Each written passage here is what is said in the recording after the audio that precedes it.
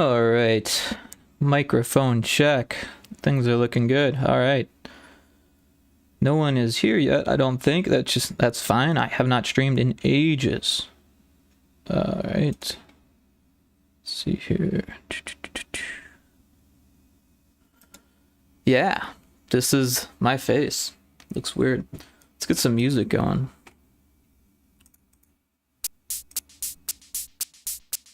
Oh, well, that's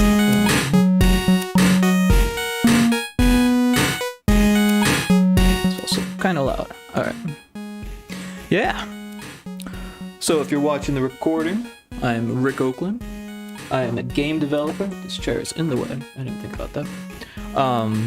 Yeah, I tend to do, like, I don't know, just whatever I feel, which is recently Game Boy stuff, which is nice because there's Game Boy Studio. I mean, that's what makes it nice, right?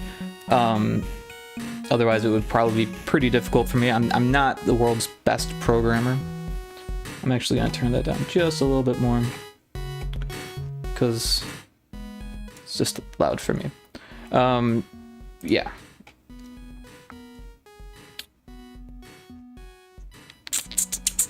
Lost my train of thought there. Yeah, so I've been doing Game Boy Studio stuff. I've been doing a lot of A-Sprite stuff. And it's been a lot of fun. I've been working on a game called Source Hack. It's been kind of an offshoot for me because I was working on Retro Spaceball, which all of my stuff is still Retro Spaceball. I haven't streamed in ages, right? And I'm still working on Retro Spaceball. I love working on Retro Spaceball, so I'm gonna continue that. But right now, because I'm doing work for another studio as well, I end up I have trouble switching between the architecture, which is kind of interesting. But that's been my main reason for not working as much on Retro Spaceball, but I want to get back into it more, and it's difficult because Retro Spaceball is at this state where the game has like a lot of finished aspects to it, and it's really great that those parts are somewhat finished, but they're not perfect yet. So I'm kind of tweaking things, and sometimes when you tweak things, it breaks something else, and that's kind of the nature of a game, especially one that's become as complex as Retro Spaceball. Yeah, so when I was doing a lot of work, I wasn't able to like think about it as well. I would sit down and look at it and be like, I can't even think about this. This is too difficult. And eventually I just decided that, like, well, it's weird the way that it worked out, right? Because I had a birthday and I hadn't like bought myself a gift in like a long time. So I was like, all right, I'm going to use this opportunity to buy a Miu Mini, right? The retro handheld emulator, which I'm super fond of. I've got it like right here, right? I use this thing all the time, but it doesn't have any cartridges. It's all ROMs. So, you know, it makes it really easy to develop on, because I can't afford cartridges. My Game Boy, I had two different Game Boys. I had the original one and a Game Boy Color, and both of them got stolen. So, and then it's crazy because it was like a friend that stole them, and then when they got busted for it, the cops took it as evidence and told me they couldn't give it back to me because it was evidence. So that was pretty bogus. That's how I lost my Game Boy. Is still in an evidence locker somewhere, unfortunately. With all the games we had, I mean, between me and my brother, we had quite a few games, but not as many as like Nintendo or SNES or anything like that. Yeah. But I really like working on the Game Boy games with Game Boy Studio. It's just so much fun. I'm gonna pull that up here, actually. Got the small cam. Yeah, so I've got TV Studio up, and it's like all of these are scenes. It's a lot like Unity, which is which is what I'm used to using for work and for Retro Spaceball. And Unity is great, but it's also like really bulky, and this is like pretty lightweight, like extremely lightweight compared to Unity. It's funny because I was going through like my just like looking at my disk, right? I was looking at all the different stuff that's on my disk, and like my my SSD, and there's only like 500 gigs on there, so like it's pretty easy to figure out like what's taking up the most space. And like Unreal was like really easy to spot, right? I was like, well, there's like 60 gigs I could use, you know, like, and or maybe it was more, I can't remember. It was a huge chunk. And I had this visualization tool, and oh, I forget where I was going with the story. I found something that way. Oh yeah, Unity was huge. It was like big chunk of my computer, but you could not find GB Studio because it was so small. There's no way you could find it. You had to like look in a list, and it was just like this little dot compared to Unity, which was like this big rectangle in like physical volume or like size, right? It was a really interesting tool. I can't remember the name of it, but it was free. I found it just by searching Google, and something came up. I think it was like a Reddit post that had a link or something. I don't know, the normal way of going about things. So yeah, when you start GB Studio, it's kind of interesting. Oh, and you can do multiple instances of GB Studio, which is cool.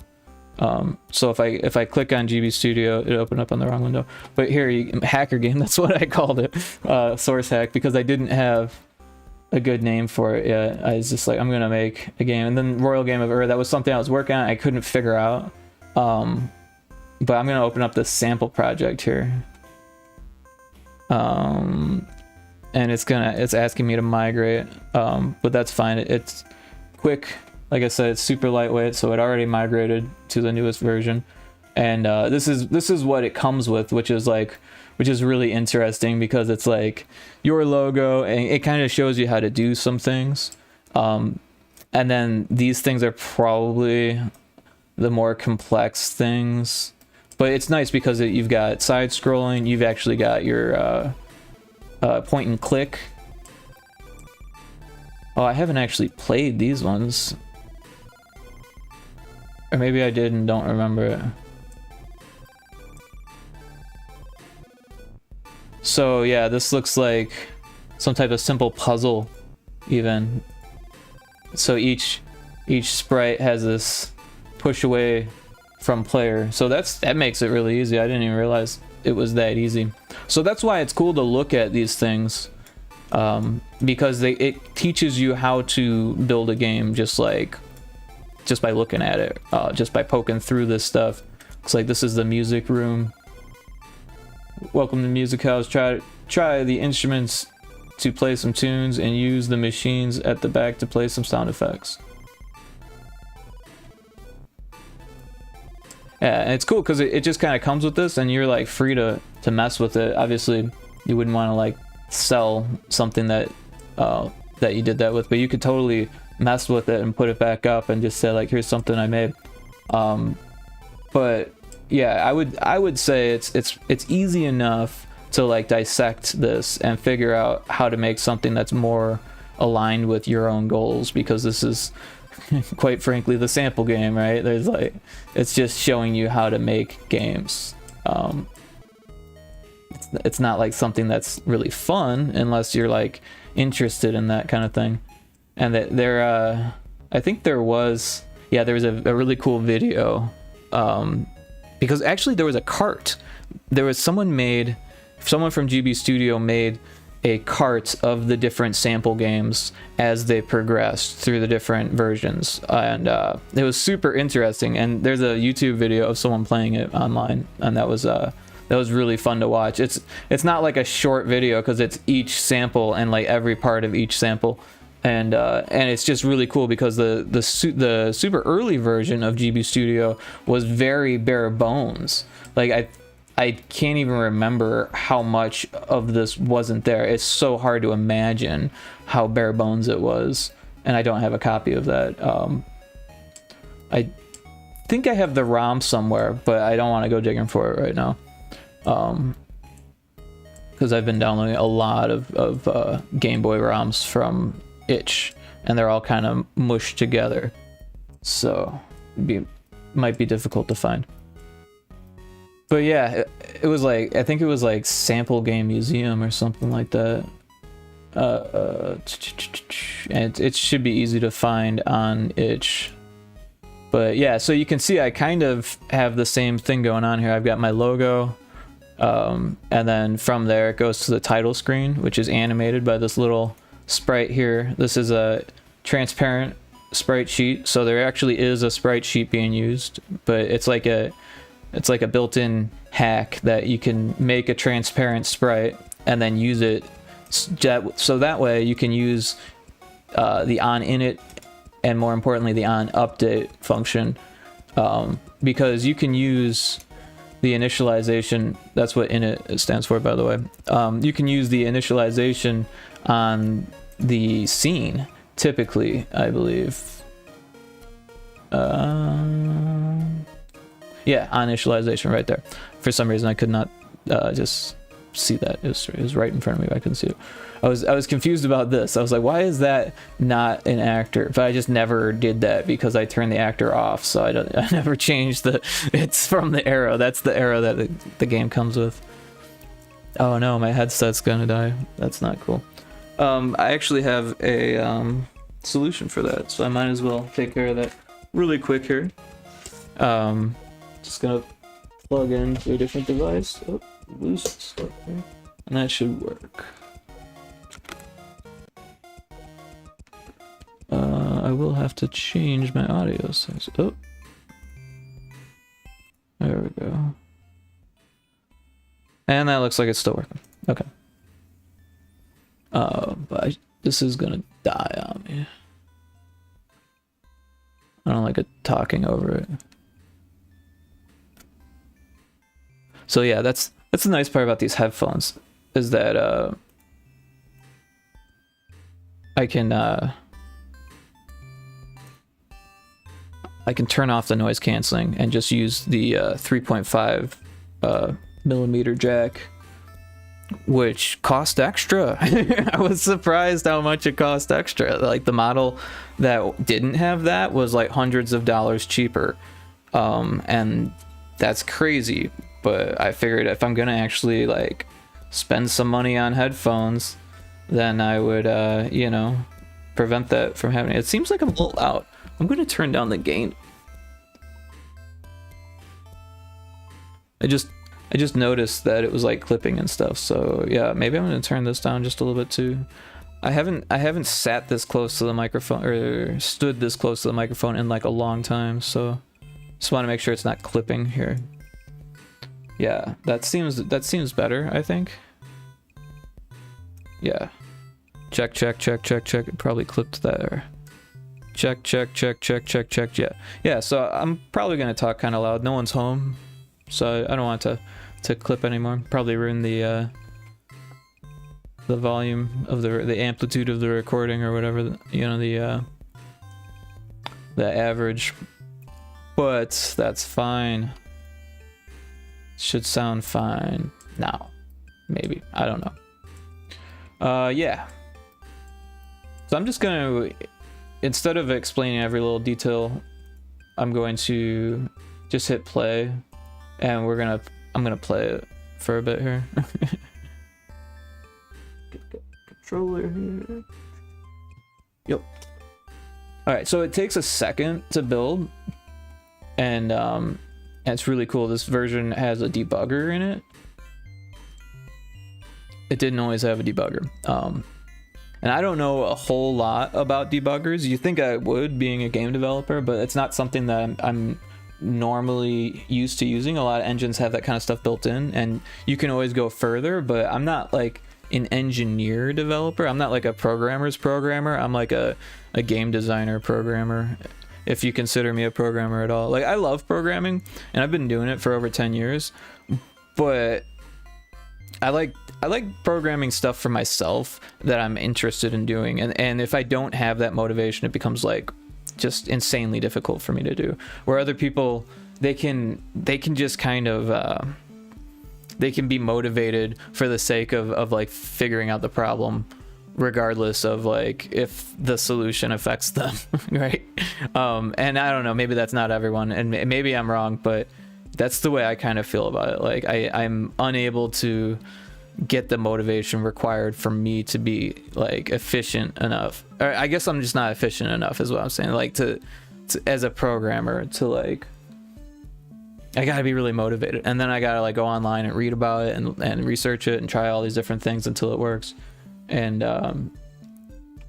that's one thing that I really actually like about GB Studio, because after like, you know, over a decade of trying to figure it out, GB Studio has like very little programming necessary. Like none is necessary. You can make something as easy as I'm pretty sure that whole sample game without using any code.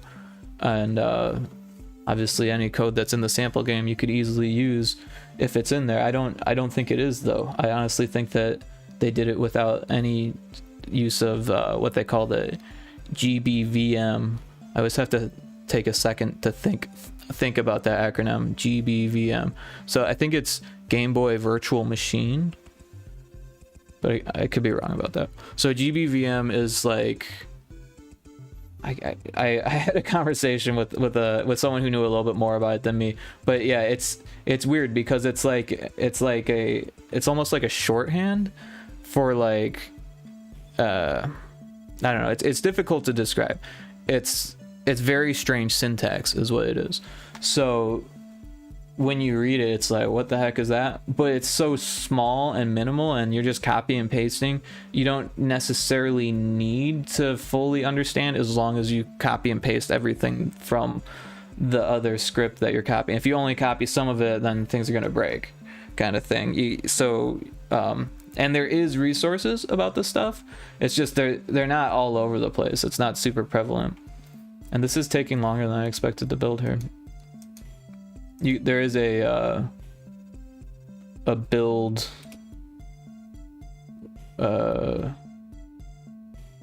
menu, or there used to be. What happened to it?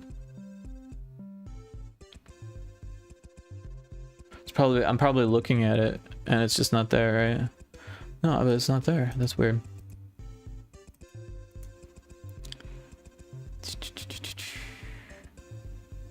Maybe they changed it to be something else. Oh, the build log. Yeah, look at that. It's over there now. Oh.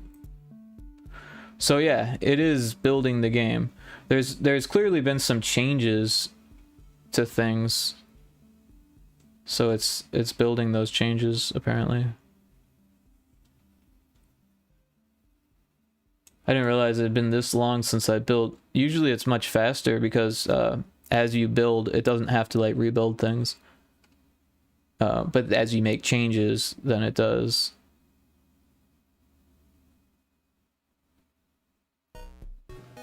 But yeah, it looks like it's rebuilding every single thing for some reason. But I'm okay with that. Yeah, so right now it's building sprites. It's cool that you can see it, you know, it tells you a lot of these are names that I made. Skull, slime, numbers, space girl, sword, teleport. Yeah. These are all the triggers now. Talk about a lot of triggers. So yeah, I can explain a little bit here. So these are orange spaces are triggers. And like in this scene is a point and click scene. So the triggers work a little bit differently in the point and click scene. The way that the point and click scene works is that there's an arrow, kind of like or the player becomes a cursor rather, right? So you can create an arrow and make it like what I've done here. A desktop is what it's supposed to look like. So these are supposed to be your shortcuts, and you can actually turn off the triggers to see. Yeah, that's a Steam. This one's abbreviated for source hack. Sampler is the abbreviation there, and then the recycling bin. I can zoom in so we can get a better look here. Yeah. So each trigger, you can put different things on it. With this, it's on interact because it's a point and click scene. But if you go to one of these other scenes, wait, what the hell happened here? Where'd all the levels go?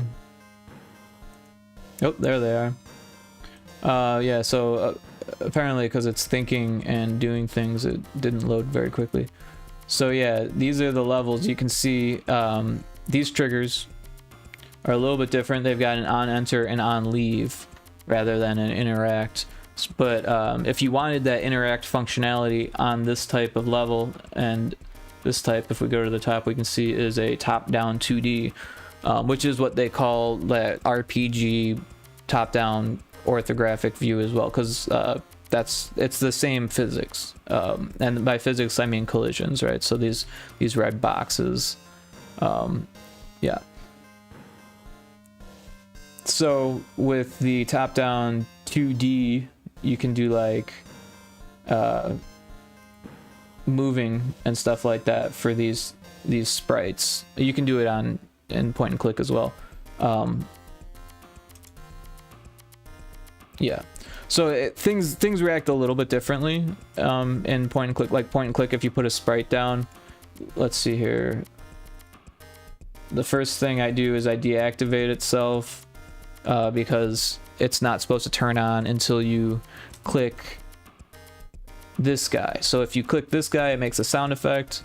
If you don't have the sound effects off, which is important, right? If you want the game to be good for everyone, you want it so that you turn the sound effects off, you don't have to hear the sound effects. So there's a Boolean value, which is, it could be an integer if you wanted to. It's just a variable, which is convenient that you don't have to assign that it's a Boolean, but it could also be confusing. Some people might write bool or some, I've seen BO abbreviated. That's a weird one though. I don't feel like it's needed because I tend to know if something is on off, then it's a Boolean. So that's that's my shorthand is I'll say off is true. If it's going to be confusing, then I'll say off, right? Because usually it'll just be like sound effects and then off is 0 and on is 1. But since I've made it so it's a little bit confusing, you turn on sound effects off, right? Because naturally it's 0. That just made sense to me as a programmer going through. The one thing I will say about GB Studio is that it can be kind of slow, and especially if you're doing stuff like this, you can't really work on it. Obviously, you can mess with some things, but you can't get a lot done while it's building.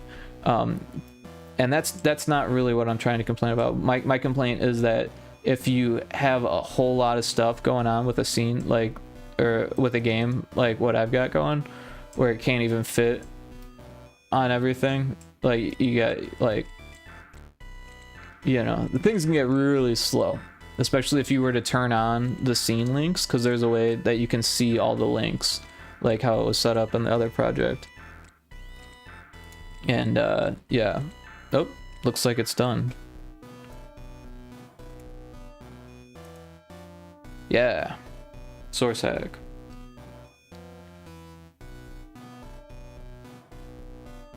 Oh, I better turn off the other music.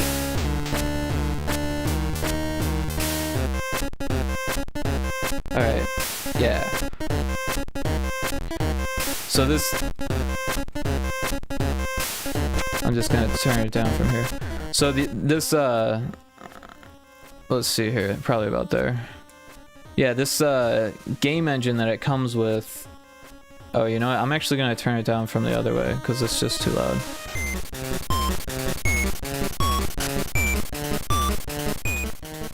All right. Yeah. So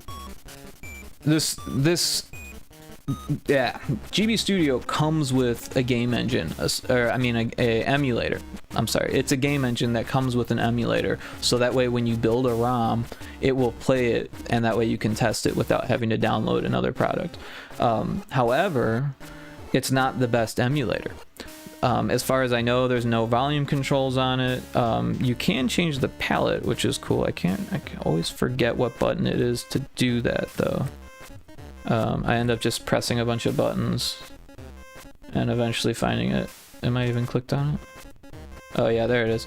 So it's the brackets, but you got to be clicked on. Yeah, it doesn't like hide the mouse, and yeah, so there's some things that it doesn't do. Oh, and the audio is just not as good as another or other emulators. Yeah. So yeah, the first thing I did was figure out how to do this background swap stuff, and I kind of had an idea that I was going to use like a television fuzz for the title screen right off the bat. So I did that, and then the first level was not this. This was added actually in the second build. First build was for a game jam. So yeah, let's see here. Deep in the heart of Endless City, suffocating its own growth. The year is 2577. There is no memory. I just kind of picked a year that seemed like it would be a good time for this. And then I made it, you know, 2577. Like just felt right. No one remembers a time before the stagnation, which is, I don't know. It's when the world got so big that it stopped working. This controller is not working. Oh, now it is. That's weird. Oh, you know what? The joysticks don't work on the simulator. I forgot about that, but that's fine. I've got a D-pad. So we're gonna have to let you go. Let you and the others go. If you could never come back, that'd be great. Okay? Thanks. So yeah, I might change. I probably will change some of the dialogue. Get out of the way, I'm driving here. And Kixie's been super helpful. She gave me feedback on this, and she couldn't figure. Well, I'm not saying she couldn't figure out, but the door wasn't obvious enough. So I think I might have to figure something else out there. Maybe put like a sign there to let players know that like they're supposed to go inside, because it is a little confusing. Like start you outside, and then like this short little path, and there's something in your way that won't move, and it's like, hey, get out of the way. And it kind of points you in this direction, so it's my fault totally. So I should point people in this direction, because I'm not. The point isn't to spend a whole lot of time in this area, which is what I consider the overworld. This is just kind of holding everything together. This is like the hub for most of the game, and then this is your apartment building. So, and yeah, at first it was a lot more simpler than this. I think you used to be able to go into this room and say hi to the neighbor, maybe. That was about it. If that. But now you can, yeah, no, I think you could say hi to the neighbor. And then, yeah. Now is yelling at you from the end of the hall because you tried to get into his apartment. So he tells you that he's at the end of the hall. Sorry, I didn't read it. I should have. Hey, neighbor, across the way. You finally wanted to hang with me. I do wish it was easier to read, but that's mostly my fault, right? Because I'm not very good at reading. And you can change the text, so it's entirely my fault. This is the text that GB Studio comes with, which makes it easy. I'm not quite sure how to change the text yet, to be honest. I haven't looked into that because this has been working for me. I'm just not good at reading it. Yeah. So you finally wanted to hang with me, and I'm working maintenance for the landlord until 8. One of these days when both of us are free, we really ought to get some beers and kick it. What? You seem distracted. Am I talking too much? I'll shut up and you can walk away. Yeah, that's another thing that's difficult with GB Studio, is trying to fit the words onto the dialogues. You can have 3 lines as long as you don't like fill all the lines, because then it will start to overlap, because it has to like draw those background pieces onto the thing. It's weird the way that it works, but you'll see it when you do it. If you overdo it on the dialogue, it's yeah. So but then yeah, the other thing is, oh, but seriously, stop over whenever. and then because I wanted to be cheeky, which I don't really know what cheeky means, but I think that so now you can, yay, you came back. I'm really glad too, because I actually have a lot more to say, just wasn't sure if you had time to hear it. I know that we're all busy, but hey, I'm on the clock. So if you hang out, it be like, I should read this more often. There's a spelling error there. So if you hang out, it be like I'm not even working. Maybe I'll keep that. I don't know. It be like I'm not even working. If the landlord comes by though, we gotta be cool, because my job and my rent is on the line, and good luck finding another apartment. What? You seem distracted. Am I talking too much? I'll shut up and you can just walk away.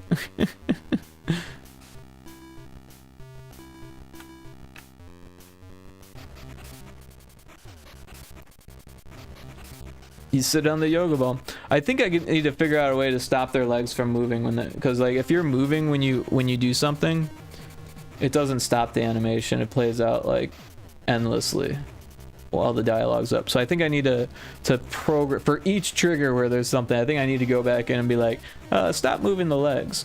So that's gonna be fun. But yeah, full of doodles and scrawls. Sounds like someone I know. Your aging diploma feels worthless. Also, sounds like something that's going on with me. Not a good time for sleep.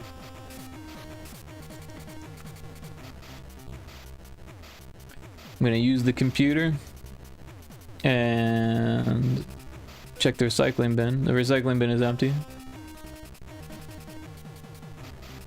I've got a sampler that I programmed. Also, this was in the game jam, which I think most people didn't realize.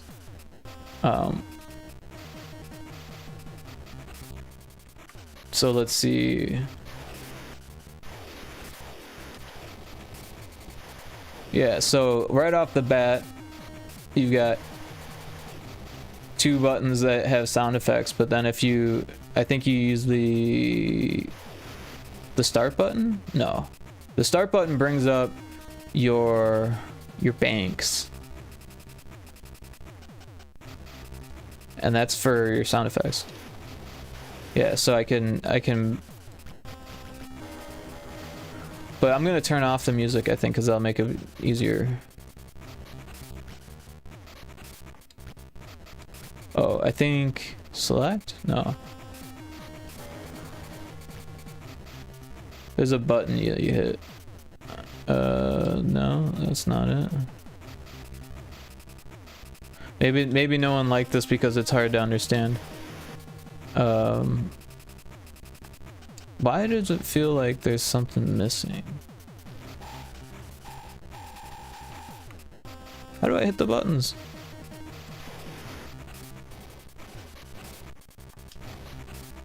This is my own game, by the way. It's been a while since I've tested this. There's only two buttons to hit. And then you got your D-pad and your start, which pulls up your banks. So pick effects, and D-pad, which gives you more.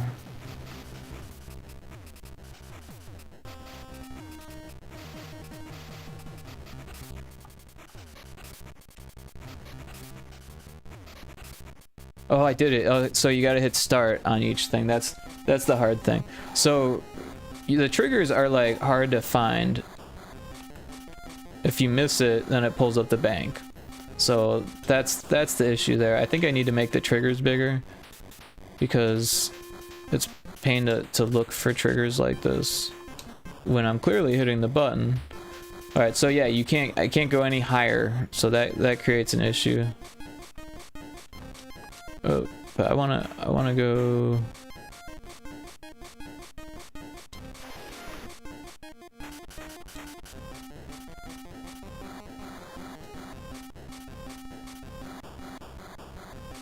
I remember this being easier. Anyways. There's another way to turn off the music.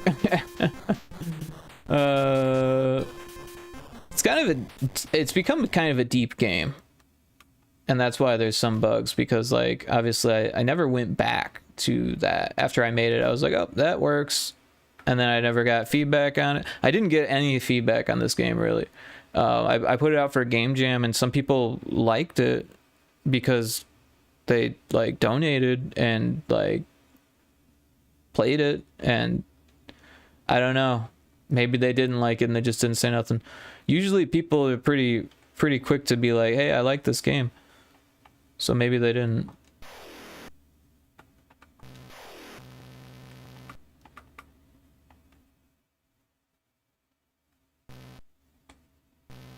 It's weird. It seems like only one sound effect is working on that bank.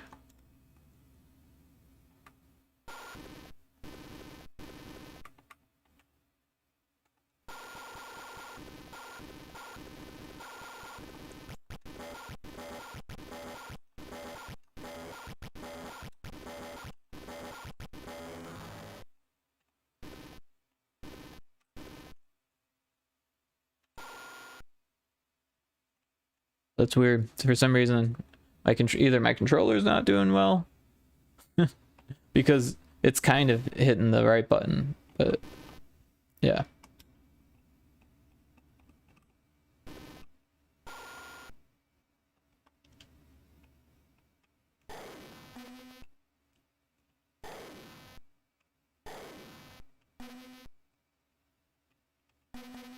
Yeah, no, it's weird. It's not hitting the right button.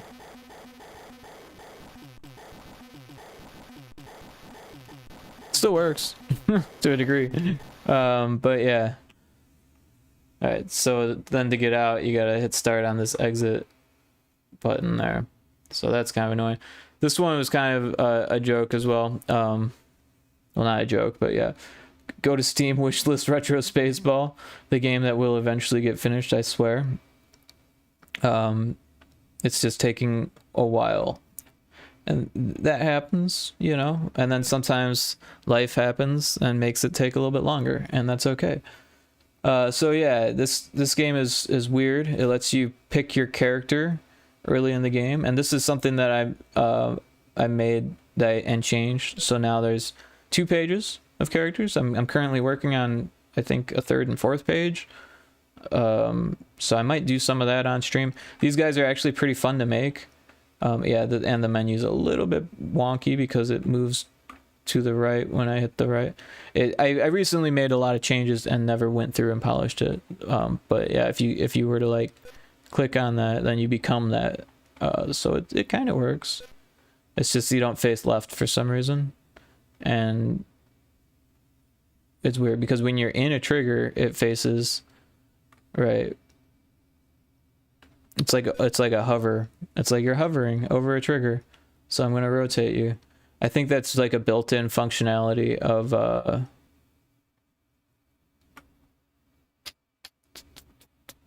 GB Studio. For some reason, my brain went somewhere else.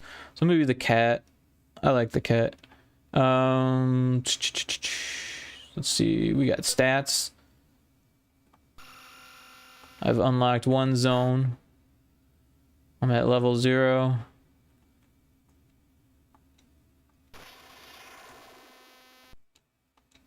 It won't let me see how many times I've been hacked.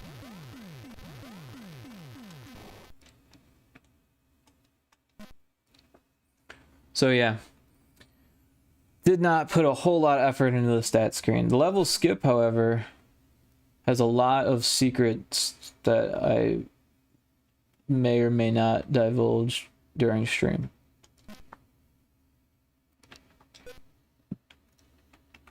But first, we're just gonna start off and hit the boot button. Booting.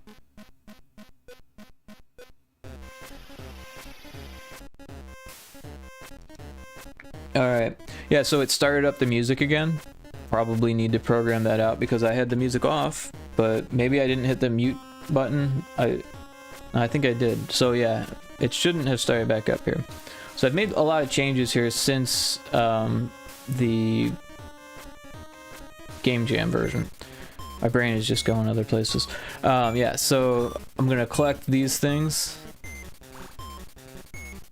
I thought I programmed it so it's not as annoying with the dialogue, because when you're starting out, it's really easy to do debugs, but with little messages like that, like, hey, this variable changed to this, and there's a way to do that in GB Studio. It's really easy. You just put the $sign and then write the variable's name, and then it will autofill, and you can and see the variables in the dialogues, which is very helpful for like shops and stuff like that, but also like for debugging.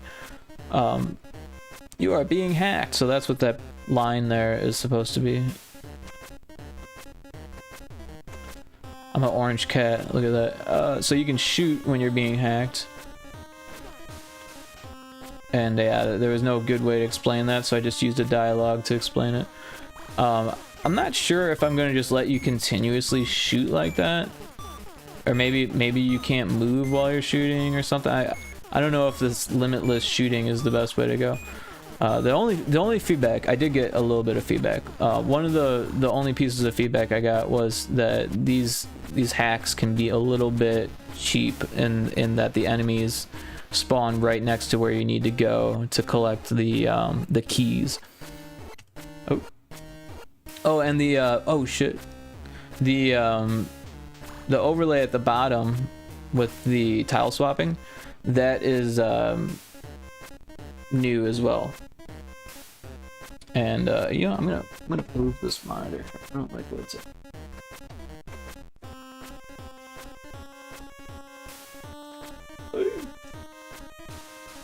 I swear it's not a dolphin. See, it's this this plexiglass. Give me 1 sec.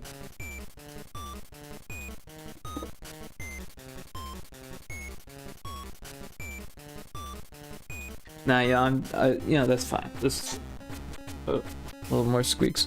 All right, yeah. So I'm a cat. I got some things, and if I wanted to, I could change. Oh, I'm hitting escape like it's a regular computer game. So if I wanted to, I could change my avatar like right now, and I think it should work. I don't see that being an issue.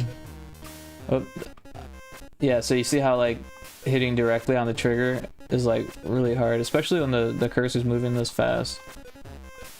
Either that or that's a bug, because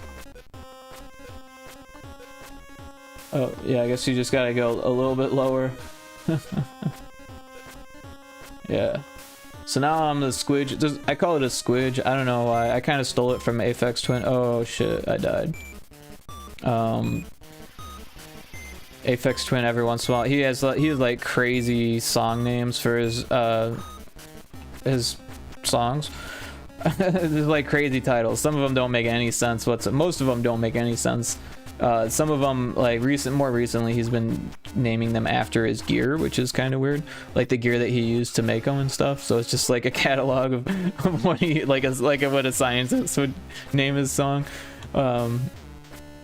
But anyways, not all of them are like that. Sometimes he uses made up words, and I think that's where Squidge came from. I think he made that up. But also, I don't think he made it up, because I think it's a term that people use because he's British. I think that it's a term people maybe used to use. I don't know. I looked it up, and there's a squidge is apparently a tight space in an elevator. But there's probably more definitions also, because that sounds pretty weird. To be like, that's what a squidge is. I thought it was more like a squeegee, like the sound a squeegee makes. Or the act of squeegeeing, I don't know.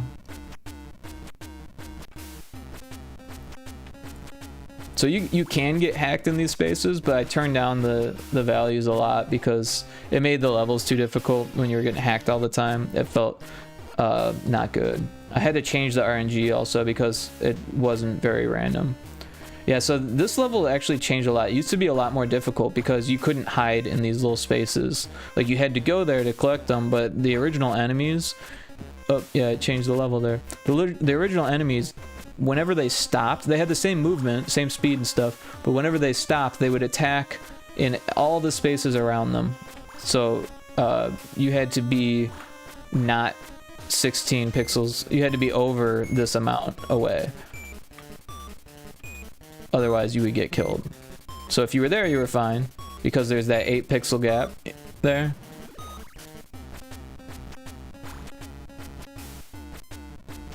Hey, thanks for the raid. I heard the alert. I'm like, wow, that's a weird sound. I've never heard that. Haven't heard that in a long time. Wait a second, I know that sound. Thanks for joining the stream, everybody. I really appreciate you stopping by. Kixie has been super helpful for like the last few years, even as far as testing and stuff for my games, Retro Spaceball, as well as this game, Source Hack.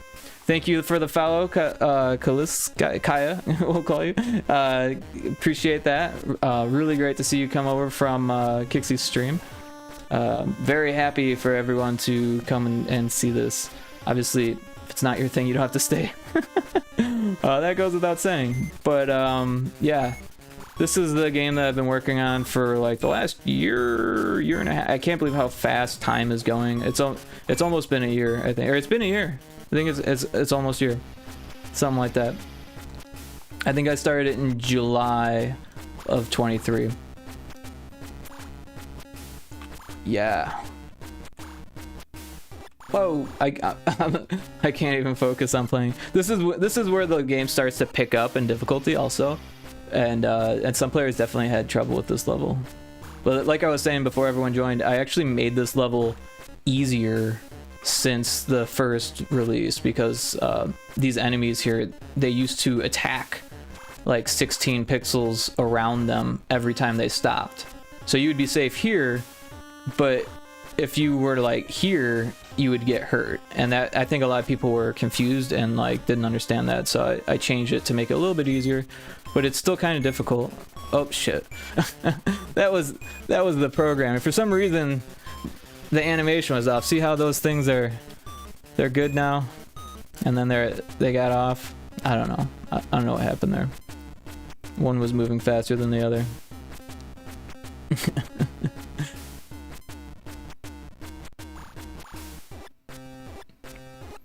I think I'm using Stream Elements, no, Stream Labs for my chat overlay, and I think it doesn't understand emotes, unfortunately. I think I need to switch to Stream Elements, because I'm signed up for that, and I have an account, and I've even switched a lot of my stuff over, but I haven't gone the extra mile to actually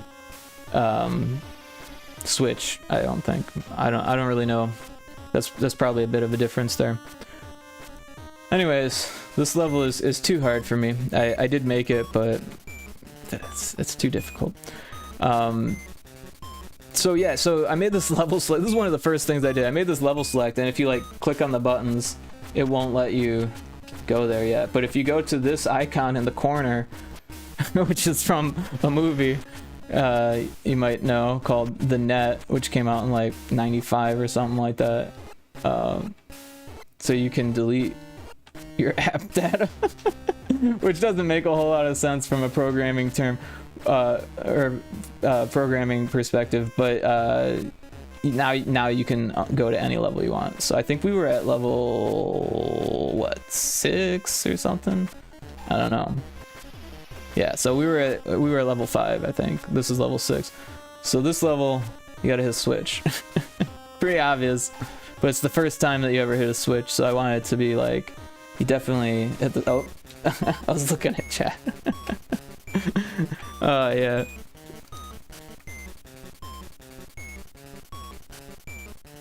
It's funny, if I made all the levels, it would be easy for me to test it. I don't like the restream bot is like filling up chat. I haven't streamed in like ages, so things are probably all messy, and I'm sorry for that. I actually have a screen with just the chat in it, but it's not doing a very good job of reading. I'm not doing a good job of reading it, or it's not doing a great job of displaying it either. All right, now it's better. Streaming is hard, lots of things to do. Yeah, lots of things to do. Yeah, when I first started streaming, I was just like doing game dev stuff, and no one was watching, and I just kind of like just kept going. And then I met some people, some friends, and it was very you know, like one person would chat and then they would leave, and then you know, a little bit of time would go by, another person would come in and they would chat. So I'd make a lot of like one-on-one relationship friends through streaming, and that's how it kind of so yeah, that was some feedback that I got, was players were like, it's too easy to get hurt when you're going for those keys or whatever, the pickups, and the enemies come, they spawn right there, because the enemies kind of spawn randomly a little bit. But yeah, no real punishment, you just gotta restart the level, which can be punishing. Especially if you get stuck. I think what I got stuck on was a trick. I haven't showed this to anyone yet, and no one's found this yet, but there's a secret right here.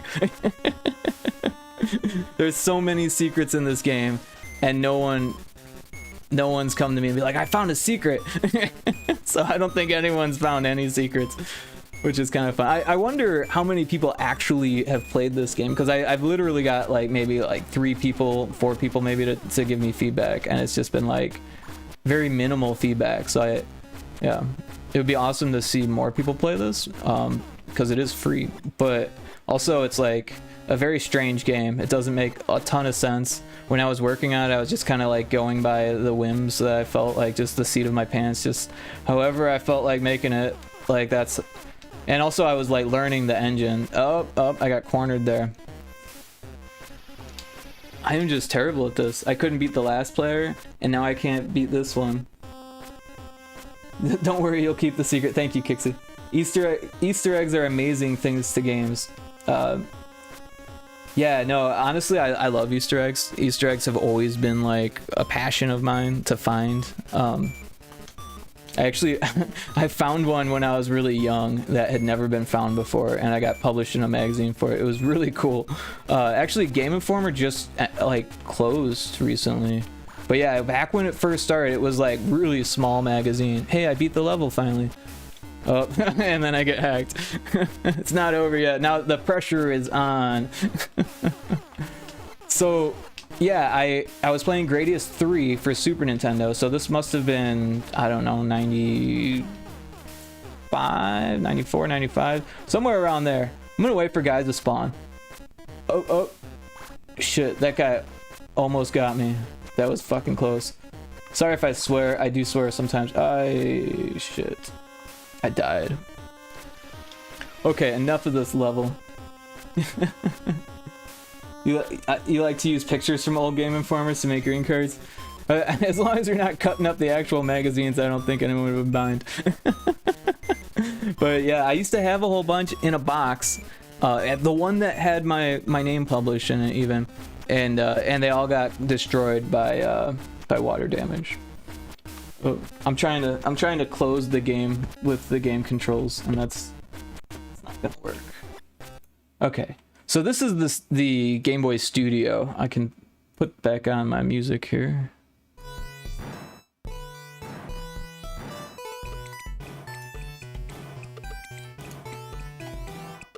Oh, you're cutting the magazines. I hope not. Some people would pay money for those. Oh, I've got like a 2 computer setup going here, and this other mouse is just going crazy. I need to get a better second mouse. Okay. It's like Steam, right? Because for some reason I haven't updated Steam in ages on that computer, and it's just like, I'm gonna try to update, but I can't. And Discord's doing the same thing on that computer. It's like I can't seem to figure it out. I don't know how to update. Like, the strangest thing, I haven't used this computer in years, and it's got Windows 11 on it all of a sudden, magically. And I can't get it off because it's been over 10 days that it's had it, apparently. I don't remember putting it on there. Sorry, now I'm just complaining. You weren't actually cutting up real magazines? You were getting real Game Informers cut? I feel like they'd be hard to get these days unless you had them laying around. But yeah, people might buy that, collectors and stuff. I know that if you have good condition ones, sell them to game collectors, like retro collectors, people buy that stuff. You used to be able to like get the PDFs. I don't think you can anymore though. I was looking and looking to try to find the issue that I was published in. I never finished that story. I was playing Gradius 3, and I knew that if you use the old Konami code somewhere, it had to be in the game. The old Konami code had to be in the game somewhere, because they were publicizing this new Konami code. Like, oh, there's a new Konami code, and if you put in the new Konami code, it worked like magic. It, you know, like every Konami game had the new Konami code because it involved the L and R buttons and the X and Y buttons. So there were more buttons, the code was longer. But if you put in the old one, nothing happened. And I was so disappointed. I was like, it's gotta be hidden somewhere. And I kept looking and looking, and I found it. It was in, you had to play the game and put in the code while the game was paused. And when you unpause the game, because the code is like start button, right, at the end of the code, you exploded. It was a suicide cheat. It made you die. And that's something that game developers put in there probably as a joke, but also because it's super useful to know what happens when the player dies at different parts of the game. And I use that all the time. I actually don't use it in Retro Spaceball, but I don't have that issue of like reloading. So maybe when I come across an issue of like reloading, I'll like just kill the player. But yeah, most people take that stuff out. What they did was they hit it with like an old button press that people were going to find, and I was the first person to publish it apparently, because Game Informer put my name on there, and I was like, yes. It was either the Bubsy issue or the dinosaur issue. It was one of those, and I can't remember. It was they were like the third and fourth issues. I can't remember. I was sad to see that stuff go. All right, yeah. So this is GB Studio, and like I'm super zoomed out here. I'm at 25%, and this is like the whole game of Source Hack.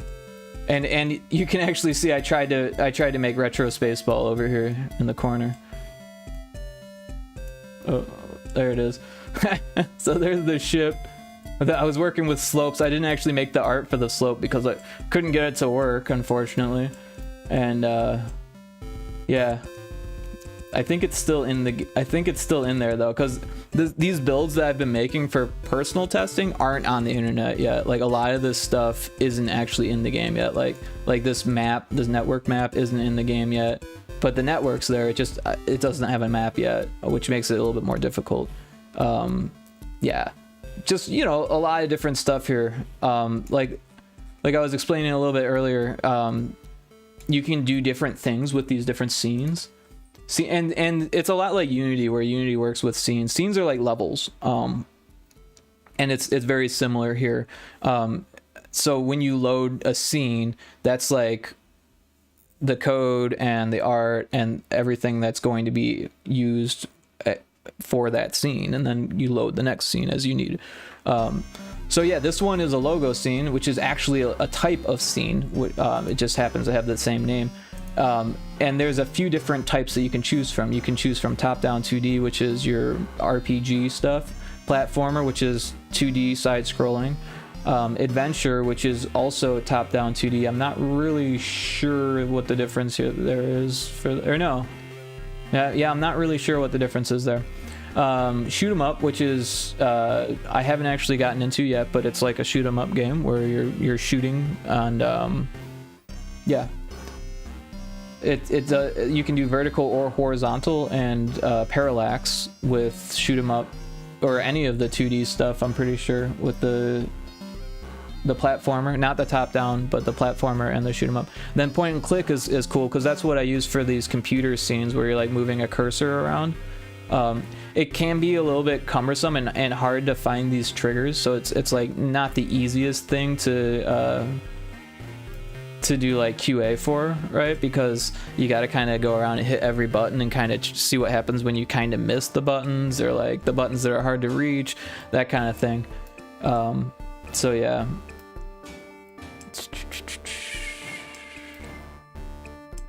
Yep, so the logo one, you can have more art there's a strict limit with GB Studio. Well, I guess it's not strict. That's not the best way to say it. There's a limit of how many like different tiles you can use. I think it's 192 or something like that. I always have to look it up. I always forget what the number is, but it'll tell you when you go over. Let me see if I went over on this one, because if I change it to top-down 2D, no, I didn't actually go over. But logo gets rid of your player, right? Like this one has a player still because it's on top-down 2D. But I did that so I could use a sprite, I think. I'm not actually sure why I did that. These were some of the first decisions I made when I got the engine. So a lot of times I was just guessing on things, and now I've kind of figured things out, but not as much.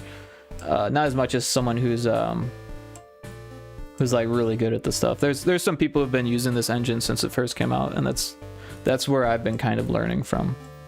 Because a lot of people have been posting for this. Oh, and while we're here, shout out to Kixie as well as Ichiko. I think that's how that's pronounced, for who made Kixie's art. And I made a sprite, an animated sprite for her, and you can actually play as that character. It's not in the build yet. It's not actually updated that way yet, but it will be the next time I update the game, which is hopefully before too long. There's some things that are kind of broken if you get really far in the game, and I'm on the fence about what I should leave in and what I shouldn't. Oh yeah, this wasteland maps, that's new. I think all of this is new. Yeah, none of this stuff is actually in the build that's online yet. This is, and this one is. These are like mini games inside the computers, like the hacking mini games. And yeah, here you've got different computers, which is interesting because like they're all kind of the same, but I figured out a way to keep them apart and make them a little bit different. I've left room obviously for changes, but I feel like that's probably a little bit confusing for people, like to find the button that works. There's not even any sound effects to tell you these ones don't work, so if you click on it, be like, oh, those buttons don't work, you probably won't even find this one, and then you won't be able to advance, because that's how you beat the next level. So there's a lot of that going on with the game, where it's not highly polished, and it's probably a little bit of a mystery for people to figure out, even though it's not a mystery game. Like here's another computer where you have to unlock the passwords, and that means you have to hit the right combination. So you could get through just by guessing, but that's a lot of combinations and it would take you a long time. So what you have to do is social engineer this room to get the password.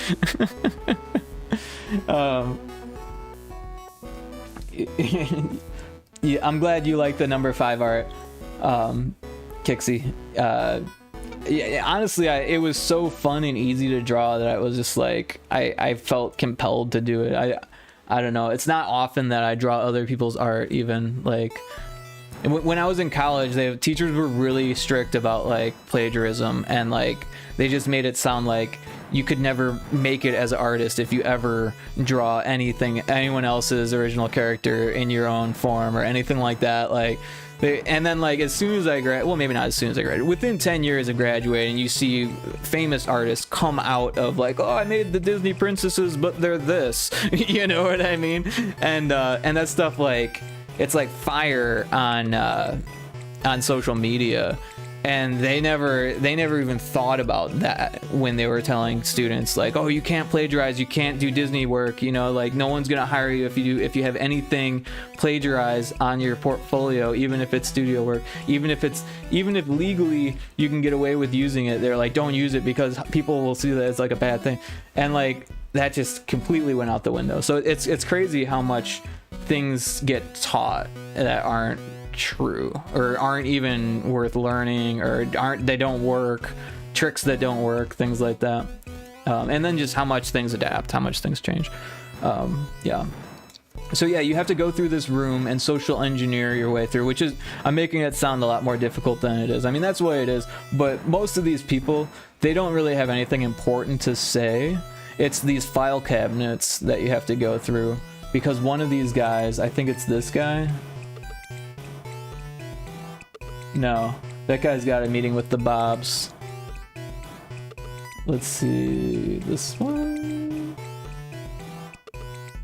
No, that's another reference. This one? I can't remember what all these people say. One of them says, hey, we write our passwords down sometimes, and no one says anything about it, or some shit like that. And it's like your hint to be like, oh, I should be looking for passwords kind of thing. And then there's also these other things hidden where it's not passwords, but it's kind of passwords. Oh yeah, so it's different if you're facing the different direction, because if you're facing towards the actor, which is what they call these sprites, then it will trigger a different conversation than if you're facing towards the file cabinet here.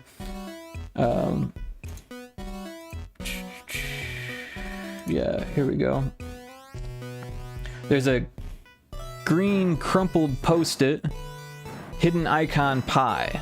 That's what the post-it says, hidden icon pie, which was that hidden icon to get to the level select that I used earlier. So yeah, like there's other little Easter eggs in this room, lots of little Easter eggs in that room, and yeah, so these rooms are connected, and you can get to this room much earlier than you can get to this room. So you're kind of like, you're breaking through these like miniature barriers by like using computers and hacking and stuff like that, and like in this really weird non-actually hacking way. How many entries in the secret code? Sorry, I missed the chat earlier. Let's see here. Where did it go? Did I miss? I went too far.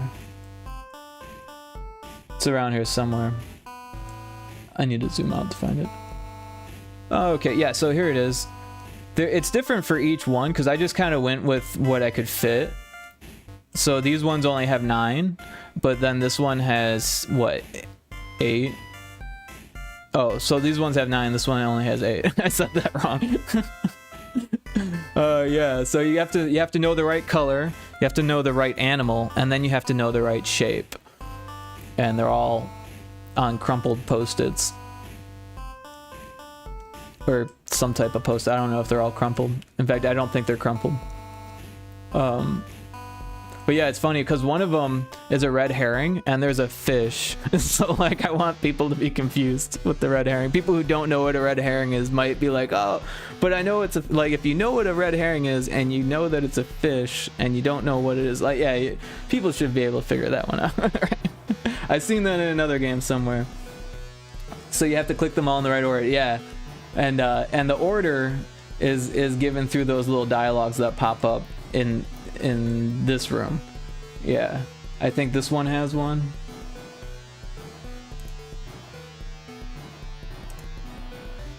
So yeah, you have the choice to choose which file cabinet you want, the top or the bottom. And this one, it says there's a file marked secret. The secret animal is the dog.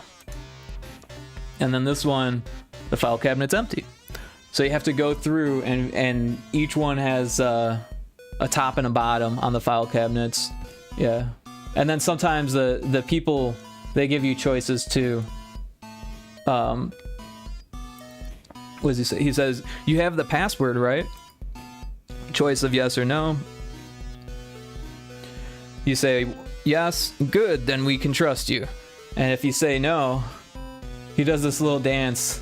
He goes back and forth. And with his, this is what direction he's facing, these pink arrows. And, oh, the chat is in the way. Sorry about that. I'm just going to get rid of this chat, I think, because it's bogus and ruining everything. No more chat. Sorry, guys.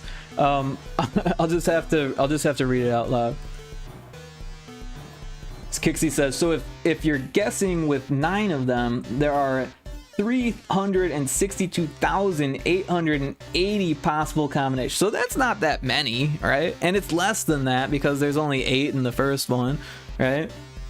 there's definitely a chance that you could figure it out without doing the dialogues, but there's no challenge to doing the dialogues. It's like an exploration game. You're looking for what people are saying. It's like, you ever play like the old Final Fantasy games where you like had to go to a village and like talk to people? That's where I'm getting a lot of the inspiration for this game, because I really liked that, especially was it Final Fantasy IV, where they got like really creative with how they did that. Like there was like I remember finding there's like a water slide or a waterfall that you can go down, right? And it's like, oh my gosh, I'm in the river, and like I walk around, and then you find like there's a phoenix down in the river or something like that. And I just really loved that aspect of those games, where like it wasn't really that helpful to know where the secrets were most of the time, unless there was like a really big secret. Usually it was just like a few items or whatever, and it was just like, oh, that was fun. But that stuff was really fun for me. I was like, oh, there's a switch on that wall. I hit the button. Oh, it opens a treasure chest, and then there's another hidden wall if you like check the collisions and stuff, you know. And Final Fantasy IV just had like a lot of that stuff, which I really liked, and definitely wanted to shoot for that. And clearly I'm kind of stealing a little bit with the character style, because these are essentially, here I can actually pull up what they are. Let's see here. We've got funky characters. These are the most recent characters I made. So this is A-Sprite, if you're not familiar. If you're like, why is it funky colored? It's because I have a special theme on it, and yeah, it used to be more difficult to do that stuff, but now you can just go to, where is it, somewhere, edit preferences, themes, and I think it comes with a dark theme now, but I had this one that I downloaded before, so I might be using that one, I'm not sure. But yeah, I prefer it dark for sure.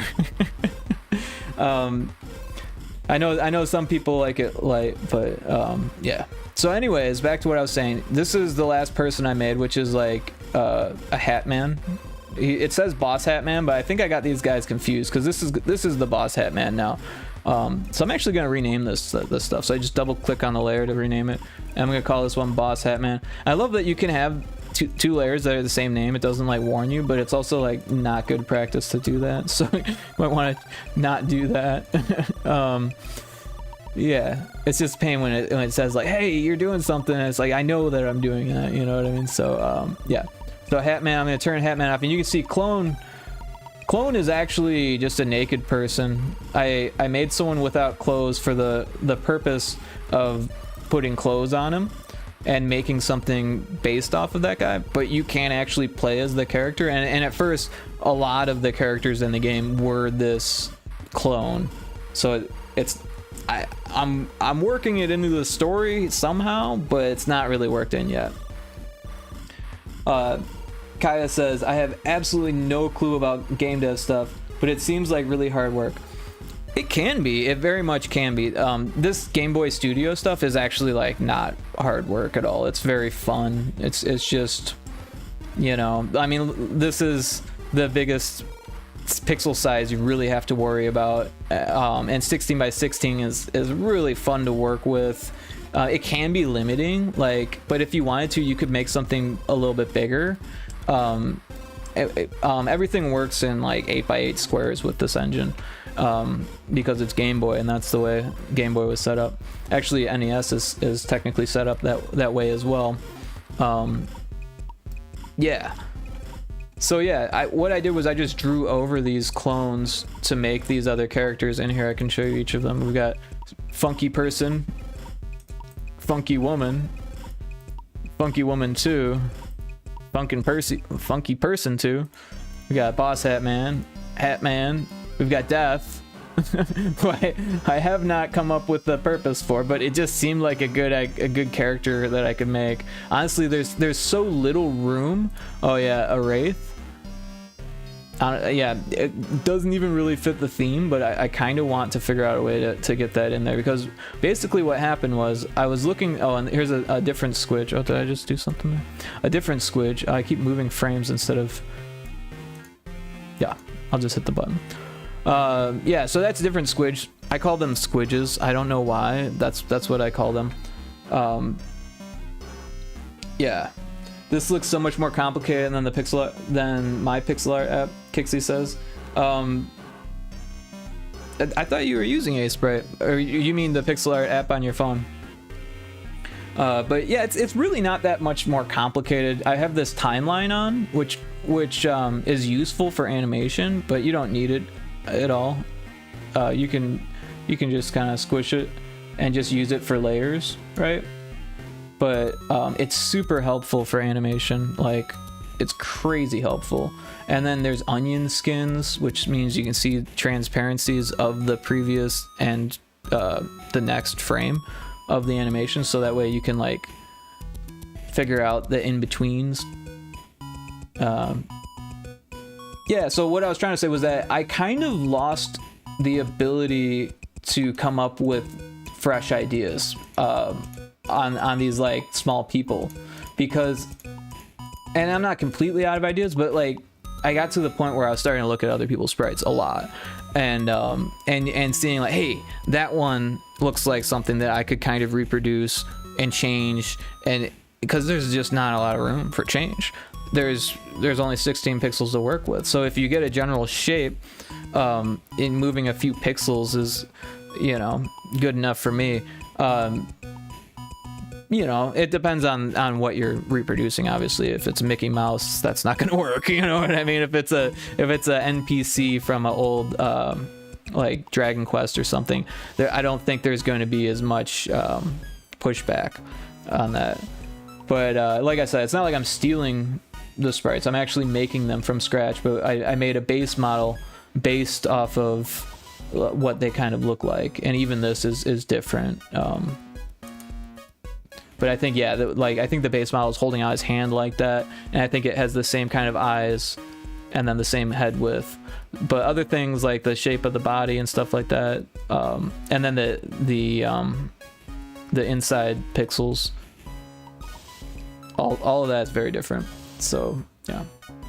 Anyways, that's just one way you can work with the limitations more easily, is kind of tracing and then making adjustments based off those tracings. And that's what I did to make all of the characters in this game, and there are quite a lot now. Let's see, if we look at the sprites here, this list that I'm scrolling on the side here, this is all the different sprites. There's a witch, treasure. So it's not all characters. That was a teleport, sword. Oh yeah, there's a part in this game where you go into like a Zelda world, and it's like, it's part of the story and stuff, but it's like, it's supposed to be so far out that like players are gonna be like, what the heck is going on here? Not to like spoil the game or anything, but it's probably gonna be hard to get to, so that's why I'm kind of spoiling it, because it's like, this game is like, it's like a whole bunch of stuff stacked on top of each other. I'm just like staring at a gray screen here, and this was just like the next thing that I stacked on, which is it has the effect of Zelda, where if you move to this screen, it loads the next one. It doesn't scroll like Zelda did. Zelda was phenomenal for the technical achievements and stuff. Like, I am not capable of figuring all that out. Like, I've seen people try to figure it out and get it to work kind of right, but even that has some difficulties and setbacks. But I've got it to just fade between, and it seems to work fine. It's playable. It's not the smoothest thing in the world, but yeah. And then these tiles here actually get swapped out for a UI, and that's why they're all in the same place. And I just used numbers to make it easier for me. So like, this is 1917, so it's 19 across and 17 down. This one, 0, and then that's a 1. What is this? 16? 0, 16. Yeah. So it is hard to read because it's like this tiny numbers, but it does make things a little bit easier. Of course, if you look at the bottom left corner of the screen, you can see the numbers, the 18, 16, 17, 16. It tells you the numbers, so it's just my way of keeping it a little bit more organized, I guess. I really wish that there was a keyboard shortcut for zooming in and out. Like, you can see that it's like, it knows that I'm hitting the buttons, but you have to actually click to make them work. It's hard to gripe about the software though, because it's so free and so intuitive and easy to use. I really can't gripe about it. And then yeah, here's like part of the where things start to break down. Like, there's nothing outside of this, and there's nothing up here. There's something blocking the way there, so you can't actually see up there. So there's just nothing up there because I haven't made anything there. But yeah, this teleport is supposed to send you somewhere, and that's like the game's dead end right now, and it doesn't send you anywhere. It, like, previously there would be like an end room where it would say like thank you for playing, or like come back and the game might be done later, you know, follow on itch or whatever, and there's just nothing like that yet.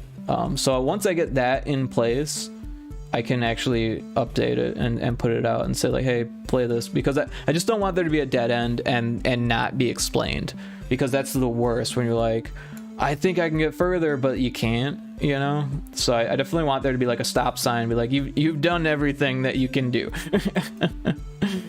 But yeah, I think it's gonna go over better. Like this level here with the wasteland map, like this wasteland, I mean, obviously, like, it's a map, so it's a little bit of a spoiler here, but it's nothing they wouldn't have put in Nintendo Power, right? Like, I had to put in a whole bunch of dead ends all over the place because it was just too big. So now you don't actually use all the map, and you're kind of on this track, and if you just follow it, you'll get to all of the treasure. I was actually thinking about even making it less treasure, less things to pick up, but haven't gotten to that point yet. I still need to do more testing, I think. Yeah, and these levels are a lot different than the beginning levels. Like you can see here, the game gets harder and harder and harder, and then this one gets really hard. Of course, there's a spoiler here, a little bit of secret there going, and once you get to that, you're back in reality. So I'm actually gonna skip to that to show you, because I think that's probably the most interesting part of the game right now. Kaya says there's no control plus mouse wheel to zoom in and out. I would really be frustrated at this point. I'm pretty sure. Wait. Oh, look at that. Look at that. Control mouse wheel. Thank you so much. I did not even think about that, but that is the shortcut for the zooming in and zooming out. It's not super fast, but it does the job. I think if you have less going on, it probably is quicker. Thank you so much for pointing that out, because I overlooked that. You know, sometimes some things are universal and then other things aren't. I don't actually think I have any other software that uses control and mouse wheel, but that makes sense to do. A lot of times it's just the mouse wheel, you know, but this one uses the scroll bars for the mouse wheel, so it's like, yeah, I don't know. I feel like the scroll bars are almost useless compared to actually moving. And it's weird because it used to, the last build had a middle button click, which would pull up like a arrow thing, and you could move just by moving the cursor. But now you have to actually like click and drag. Oh, I'm stuck on the wall there. Yeah, you have to actually click and drag to move around. This is moving really slow. Oh, because I'm building. That's right. I forgot. Yeah, so normally it's not this slow. But yeah, you can click and drag, but you can't just like drag endlessly. So like a really big project like this becomes kind of cumbersome to move around and zoom in and zoom out. But I don't think most people make games this size for GB Studio. I mean, don't get me wrong, people do. People make bigger stuff, especially in terms of art and music. But I mean, this map here is the biggest map you can make for GB Studio, and like only one person online has really talked about their experience working with a map of this size, and they gave up because it was too hard to populate with interesting stuff. So that's just a, and I've got two of them because I've got one for the rooftops and one for the streets. So when you're on the rooftops, you're actually, if I zoom in here, oh, I'm gonna use the control plus, oh, control mouse wheel. Yeah, so you can actually see here's two triggers. You actually have to cross this city rooftop to cross the rooftop, and then if I go back up to the same spot, you can see that those are blocked off, but there's this here which is where you come out of, and then there's that there which sends you to the sewers, and then after you beat the sewers you come out there. And if you were to like, and the reason why this is here is because if you were to go the other way, you can go back into the sewers. So yeah, the orange is just triggers. So anytime the player walks in there, it's like a on trigger enter script would run, and that's what you would call it in Unity at least. Yeah, but yeah, triggers are pretty much, I wouldn't say universal, but they're very, very common in game engines. Even was it like RPG Maker, I think, even had some type of trigger event thing going on. Alright, looks like it's done. I'm gonna turn down the music here. Alright. Yeah. So I'm gonna skip to, what did I say, level 9 or level 8 or... I think it's level 9. You'd think I would know more. I spent so much time working on this. Oh, and there is a way to skip the intro, but I didn't.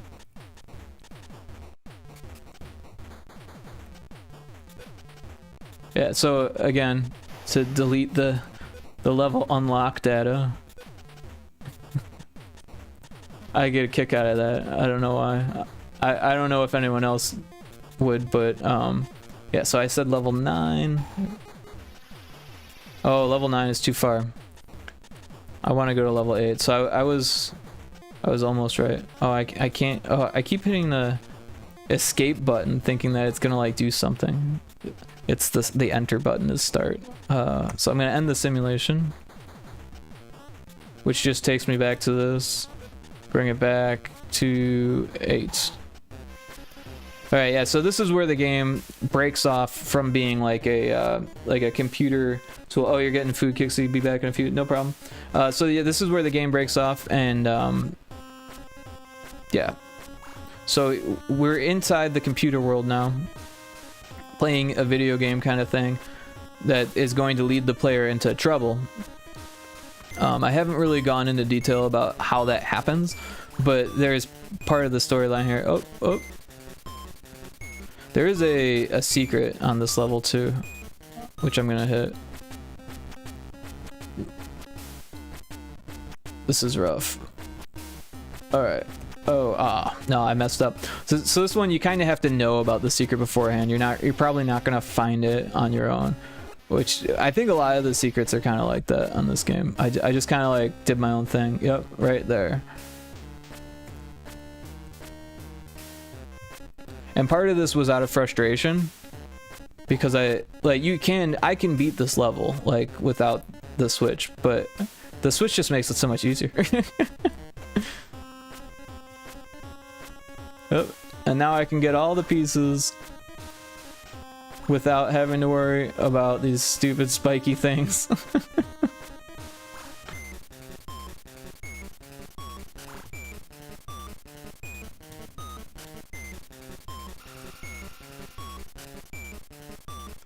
Yep, so that makes that whole part a lot easier.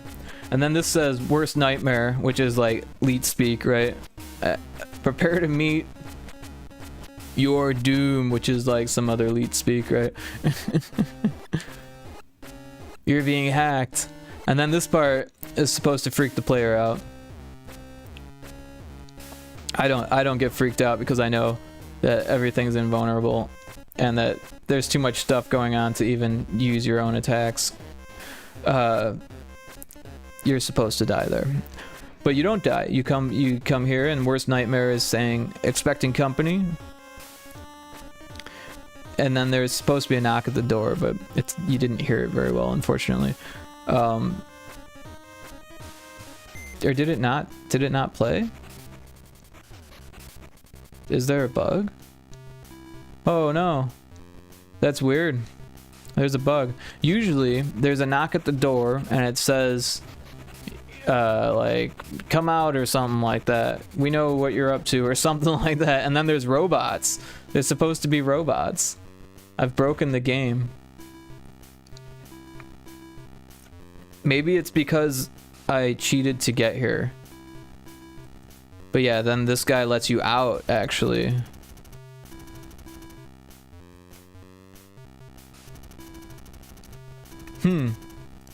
That's got me wondering. This guy's funny. I wrote like a whole bunch of dialogue for him, but it's actually really annoying. Alright. So apparently that's either broken or something, because usually you're able to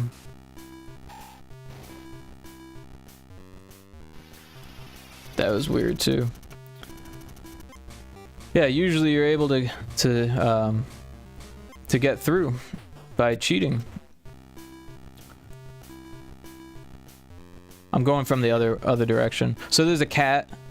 It says busted, and that's actually an Easter egg from my old game, and the sound effect is actually from an old game too.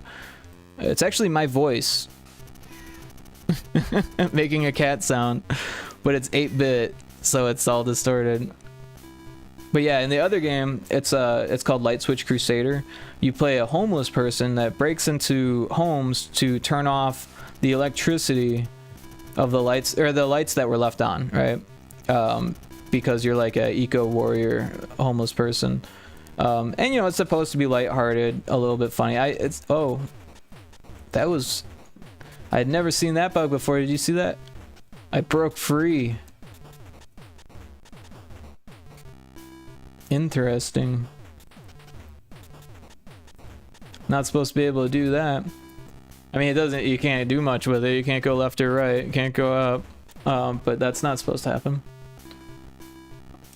Let's take a look at that. Because I was just showing that off. That's weird, right? Just walking right through the wall here.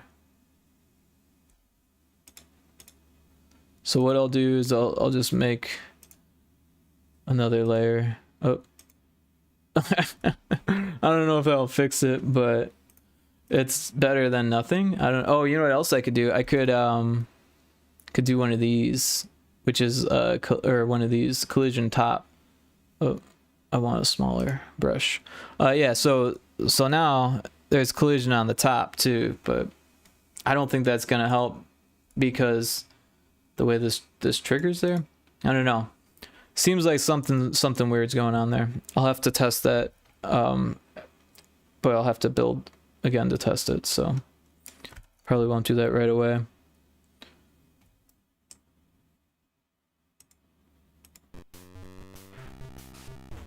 I want to see if these robots are there. Probably not.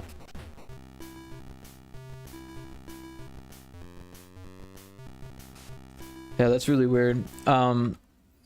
There's a variable in one of these scenes that gets flipped. Yeah, if you talk to this one on interact, wait, no, it's not that. It's the trigger right before it. Okay. Somewhere in here, met doom. I think that's what it's supposed to do. Oh, did you see that? Met doom was after change scene. So you're not going to meet doom that way, because you'll go to the next scene before it actually changes the variable. So maybe that fixes the bug. It's just weird because that wasn't a bug before.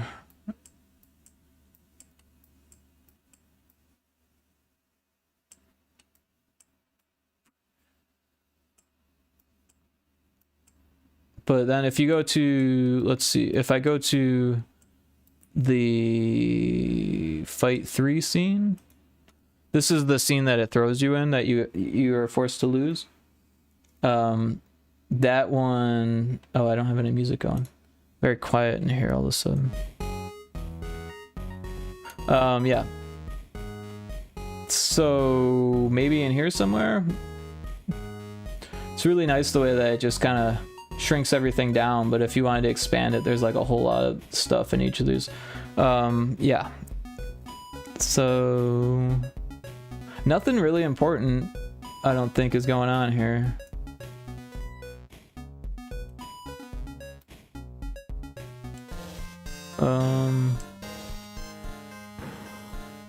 I don't know.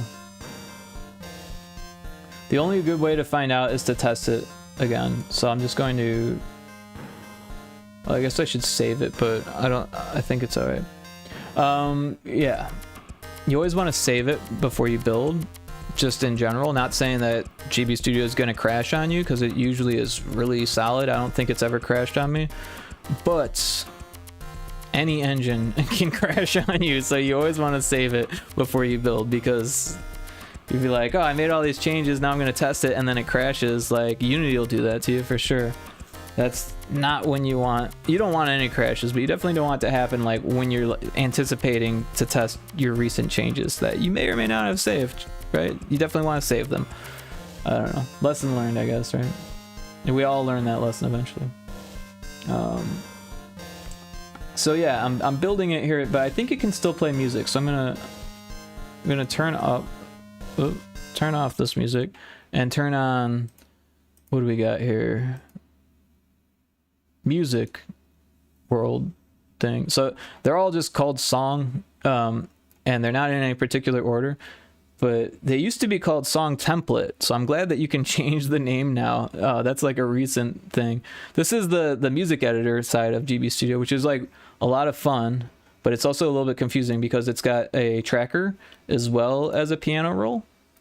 And that's actually pretty useful for me, though. As someone who's used to the piano roll and not used to trackers, I've actually tried to learn trackers numerous times, and I had trouble because it's just not the way that I'm used to learning. I'm used to music going across, not down, because this is what it looks like.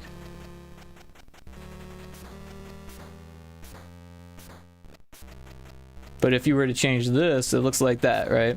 So to me, this makes a lot more sense. You can see when things are getting triggered. You can even see the melody playing off. And the ones that are dimmed are just different channels. Like the noise channel has a lot going on with it. But it's the same for both pattern. Now these are your patterns down here. Yeah, so that was just like super simple song. The funny part about this is that all of these songs are, I started a lot of them during the game jam, and I've been building up on them the whole time. So they've changed, but some of them are kind of similar to the game jam version. And this one I haven't changed because I actually liked it quite a bit and I grew accustomed to it.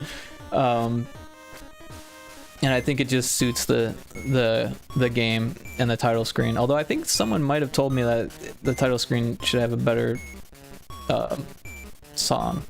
But I don't know, you know, it's like, that one's good. What's this one? Oh, yeah, this one's a little bit more simple.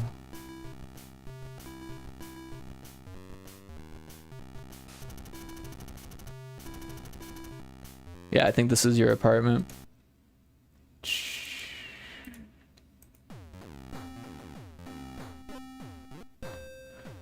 Yeah, again, this was one of the super early ones that I made where I was like, I'm just gonna try to make something, and then I made some adjustments to it, but I haven't actually changed this one very much. I think I use it in the elevator now, because I made an elevator recently. It's like elevator music. I love elevator music. Ever since was it 007 GoldenEye, where they have like the elevator, but it's like it's 007 elevator music. I thought that was so funny. Okay, so the game is built. So yeah, it's much faster this time around. The first time I built it today, it had to rebuild everything for some reason. And, yep. Here we are. So I'm going to hit new game. And this time I'm going to hit the select button right away. And it lets me turn off the music if I want, or skip the intro. And just go straight to this computer. That way I can find the bug that I was looking for again. And that's the one thing that's, like, it's like just difficult with GB Studio is I gotta unlock the levels again. GB Studio is it's you know, you're working with the Game Boy, so the limitations of the Game Boy persist, and there's nothing you can do about that. So it can make testing a little bit cumbersome. You know, where Unity you can kind of shortcut your way to what you're working on, kind of thing. Oh, I missed it. Oh, there's a bug. I picked up a key after I died. That's been with us since the start. I'm not sure if I'll fix that one. It takes the key away. It's not like, or no, actually you get experience for that. You get 1 point of experience for it. So I just let you have it.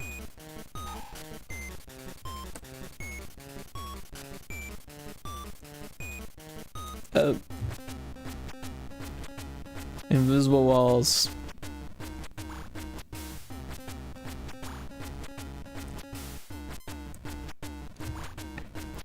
But at least I put the switch in, so I don't have to beat the puzzle, or like the reaction time puzzle, or whatever the hell you call it, every time, because I probably would die 5 times trying to get to this point.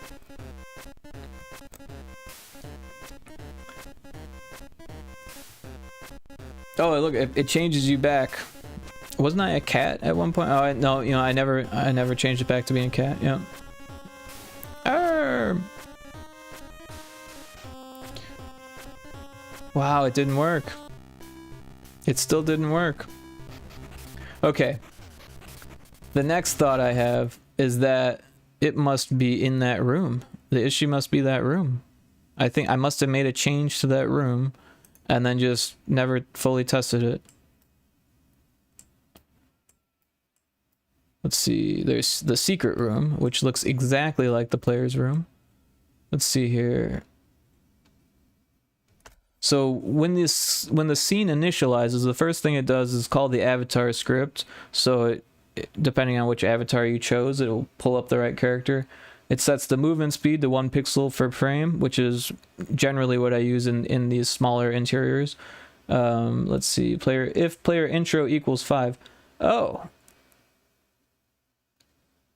so it's player intro that is the variable that we're trying to change. For some reason I thought it was the Met Doom, right? So that's weird. Where is that one? Where did it go? Oh, this way. Here it is. All right, so go back to this trigger. It says Met Doom. We want it to...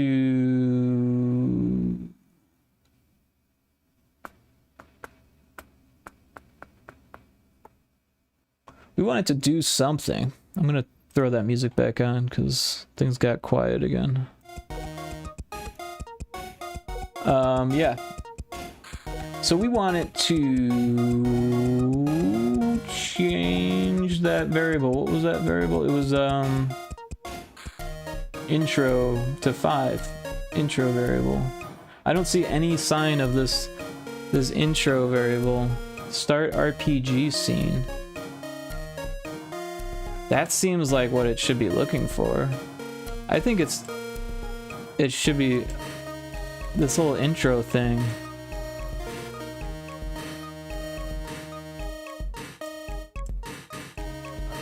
Gets so lost. This whole intro thing is throwing it off. I think this should be RPG. I think I started some changes and never finished it.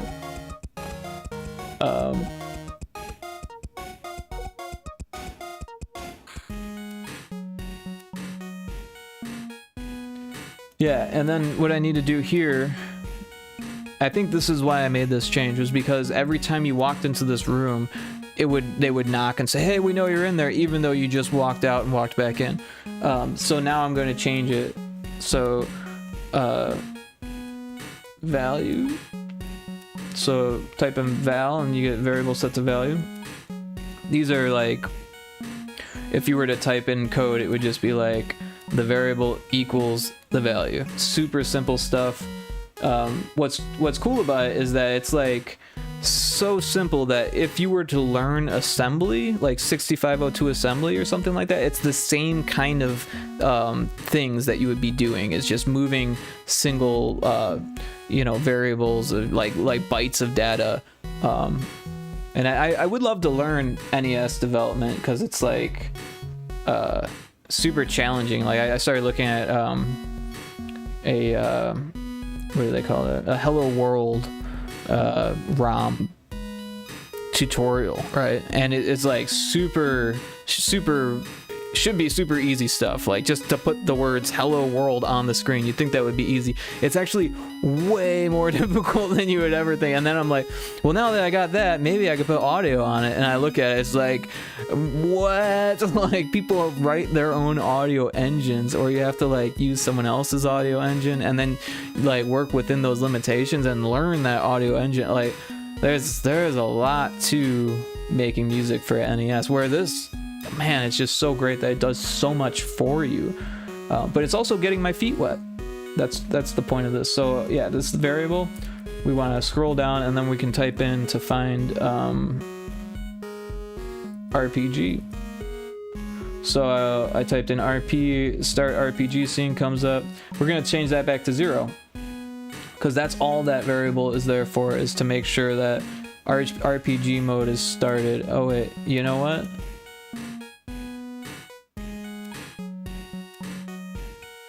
This one, oh, so these actors, they have something on them too. Player intro equals 5. Player intro 5. So we do actually want it to be player intro 5 also. Otherwise the robots aren't going to be there. So I'll do that as well. If I find what I'm looking for. Alright, here it is. So that's really easy. I'm just going to type in val again to get variable set to val, and we're going to type in, what was it? Intro. Player intro. I think that's what it was. And we're going to change that to 5. And that has to be above the change scene, because what this does is it changes to the fight scene. So anything that happens after this isn't going to run. Yeah, so that should hopefully fix it. I'm just gonna double check the robots that it was player intro. Yeah, player intro 5. Okay. So if I hit save and then saved, I'm gonna hit the build button again. Good old Hello World. Yeah, no, on Game Boy, I was like, how hard could this be? And then it was like just linking up the compiler to the Visual Studio was just like, holy cow, this is like not Unity. Not Unity at all. And then I recently interviewed because I do a podcast where I interview game devs, and I recently interviewed a NES developer who's made he makes physical cartridges of his game. That's what he does as part of his job. That's his career, is putting together PCB boards of the game that he actually programmed himself. And I think that's so cool. And it was really a great interview because he just like had like so much knowledge on this stuff, and he's just so cool about it. And like to me, I'm just like, wow, because this guy just learned it all himself. He said that he hasn't even really dipped into the community that much to learn the stuff. He's just been kind of digging through it. Yeah, he was also saying he was learning TurboGrafx 16 homebrew, which that would be so cool. Yeah, that would be awesome. We are still building here. Just kind of reacquainting myself with everything. I did change the layout a little bit recently, so I'm a little bit more lost than usual. This part here is interesting because it's like a 3D maze kind of thing, but there's no real maze. It's actually this map is kind of a good well, it's a map, so it's kind of a good explanation of what's going on. You're basically just in one hallway, but every time you go sideways, you're in another hallway that's just like it, and there's 21 of them because of a numerical error on my behalf, but I made it work. It doesn't look funny. I don't know what you're talking about. But yeah, so each room that has one of these in it is a room that you have to go to. This is the room that the player's in. These are the rooms. It's basically a scavenger hunt. Here's the scavenger hunt. Reunite the cats, squish 3 bugs, battle the slime, meet the snake, return for the reward. Or you could hit the secret button over here, which just gives you the reward. But I'm not telling if, you know, it's the secret, so no one knows. But yeah, there's a mushroom. Yeah, there's a few things in here that don't do anything also that aren't in the map. So if you run into the mushroom and expect it to give you something, it won't give you anything. But you can always go in each room. You can go to the screen and see what is left, or just pull up the map with the select button and see the key. Just the little dots. Yeah, you know, that's really all you need. They're funny though. One of them is this slime, which has like its own battle, and you fight it like an RPG. It's very chill. Actually, I don't think I use that scene anymore. I wanted to do like a battle scene. I think I ended up just using this.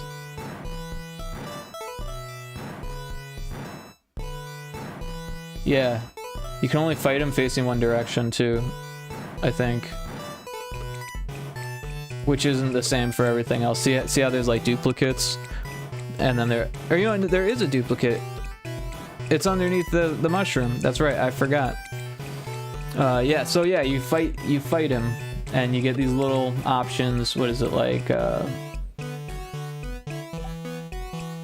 Can't seem to find it. There's a lot here. Watch your step, bub. That's the first thing it says to you. I'm warning you, back off. Oh, and then it does change the scene. Okay. So it must be within the scene itself here, yeah. Just prepare for battle. And then what did I do here?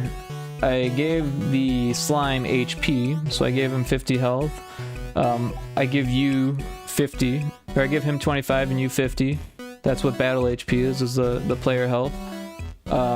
Defending is a variable, so that's just a 1 or a 0.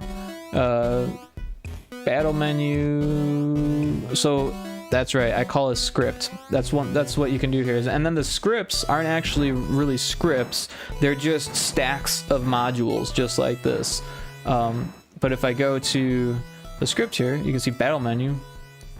You can see it pulls up this attack, defend, item, run UI element, which is nice because it's built into GB Studio. You can just pull it up from, it's what they call an event. It's basically a module. And then, excuse me, and then you choose the option, and then if you choose 1, it gives you random 0 to 10, which actually you're not supposed to do 0 to 10, but I didn't know that. You're supposed to use multiples of 8, I think, or 4 or something like that. I think 4 or 8, and then you'll get better random. And that's just that's like a quirk within the engine that there's some literature about, but nothing really in the docs, which is kind of weird. The docs are a little bit behind, unfortunately. Like, they're updating the engine, but they're not always updating the docs, and that's a little bit sad to see, but I understand because it's really hard to keep up with that kind of stuff. Oh, Kai, you're going to bed. Thanks for hanging out. Really appreciate it. I hope you have a good night. That sounds late, 3:30. It's that time. But yeah, I really appreciate you hanging out. So thank you. Yeah. So that's how this works with the battle menu. It's pretty simple. I just give everything a random, and then if it's within the random value, then you either missed or you attacked, and then it comes up with another random value for the attack amount. And then there's also a critical hit, it looks like. So if you get a 0 out of 5, then it gives you a critical hit and deals 20 damage. Definitely, because that's the way I coded this. I could change it if I wanted to. Did we just hear this song? Or am I freaking out? That's random for you, I guess, right? Not random other, but random. Oh, I'm scrolling on the wrong thing here. I'm like, where am I scrolling? Alright, so attack on the slime, that's like a normal attack, right?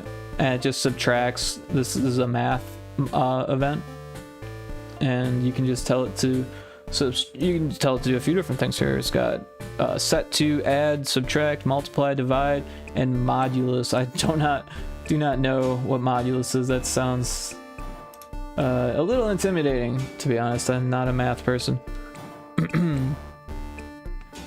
Yeah, so like, you know, battled slime is like the variable that I'm using to if you've killed the slime or not. So it changes it to 3 if you've killed it. It tells you that you've killed it. And then if battled slime is 3, then this let's see here. This X comes up, which is weird because there's no, oh, it must be in the scene thing. Yeah, so at the beginning of the scene, it goes through and checks to see if you battled the slime 3 times, then it deactivates that actor. Or if you haven't gotten 3, I'm sorry, I misread that. If it's not equal to 3, then it deactivates the actor. Else, which is the opposite, right? Then that means that it does equal 3.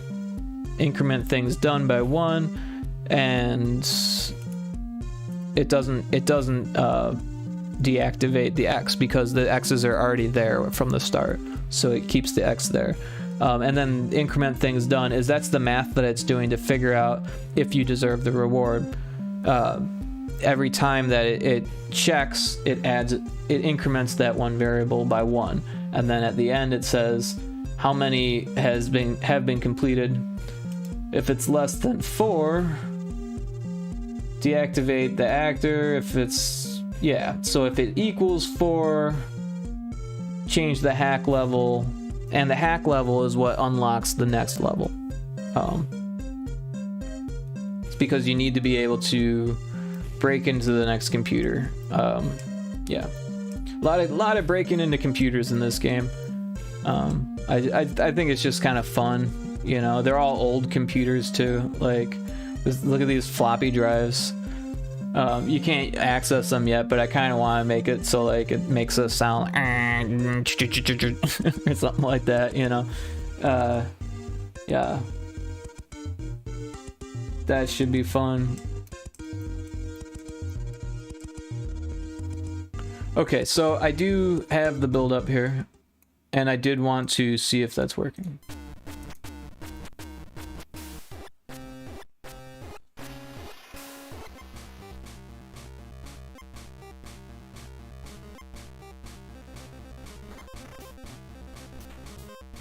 Forgot to skip it.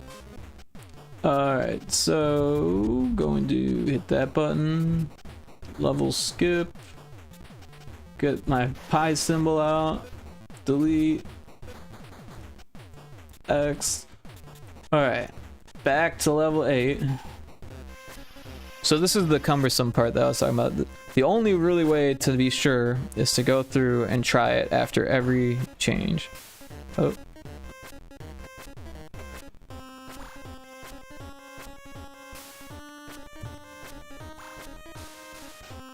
Oh, they got me. They conspired against me. That's it. I'm cheating again.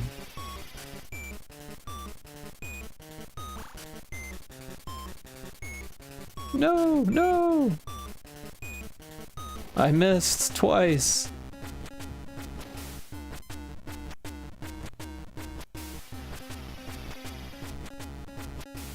Ah, jeez.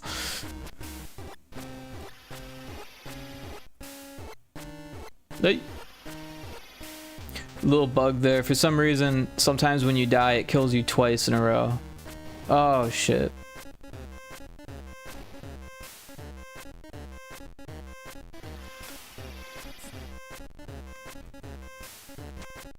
Hey!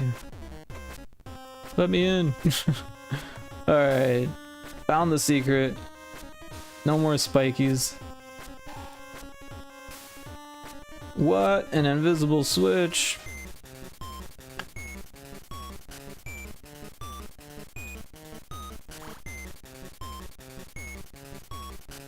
Yeah, so in my most recent interview, I actually spoke to a Game Boy developer. So after the NES developer, I spoke to a Game Boy developer who's working on another GB Studio game called Meadow. It's a farming simulator, like a cozy farming simulator. It's essentially a clone, if you will, of Harvest Moon or Animal Crossing, but for Game Boy. And it's really well done. I'm having quite a bit of fun with it, and look at this, it works. We know you're in there. Open up. I didn't really hear the knocking, but I never really did before. And then we got robots, and now you can't get out. So I fixed the bug. And that's GB Studio development for you. Bug fixing. Alright, so yeah, the door requires a key. So this is the next puzzle.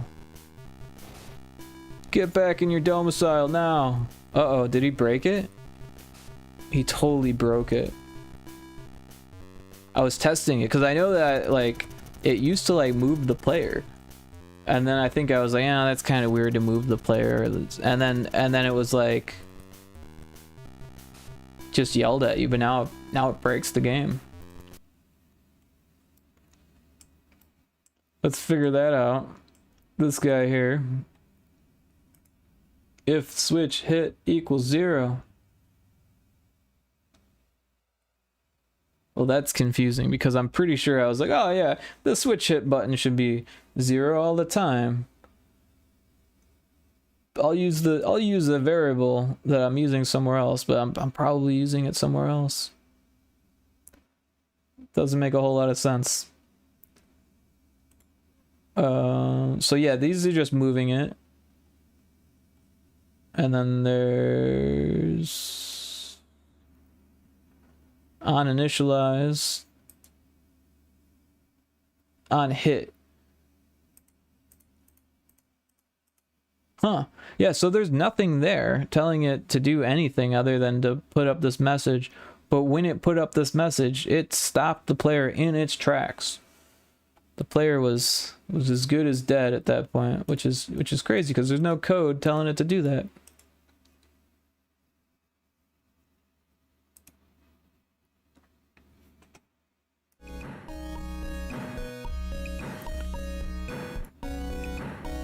I like this one. I'm gonna put it back on. Yeah, I call this one 110 B major ambient chip groove 41023. A lot of the songs I make are just the BPM, the mode, something about the track that I can remember, and then the date, and then and this one is rend 1. So this is actually the first rendering, which is surprising that it sounds so good. But I do like this track. It's kind of almost chiptune, but not quite. So they call it fake bit sometimes. Let's see. Yeah, I'm not sure why it stopped the player. That's really weird, right? On hit.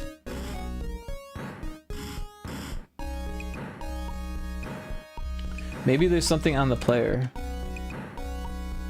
On player hit. If group 1. Oh yeah, look at this. This is where the issue lies.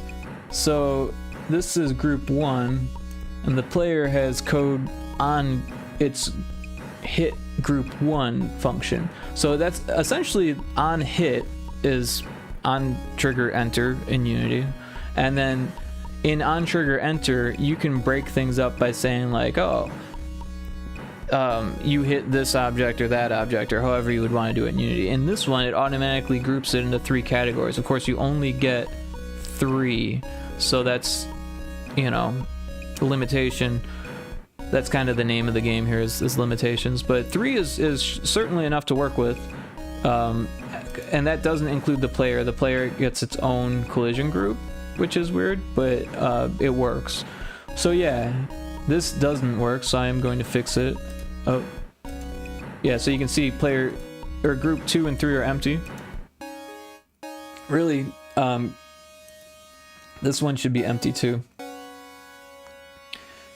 All it's doing is checking to see if the player was hit, and then moving the player back to there if the player got hit. So it's supposed to be like kind of like a joke, because that's the way the old levels worked, and the first levels work, and that's the way they still work. Is that when you die, it sends you back to the beginning, and then it restarts the level.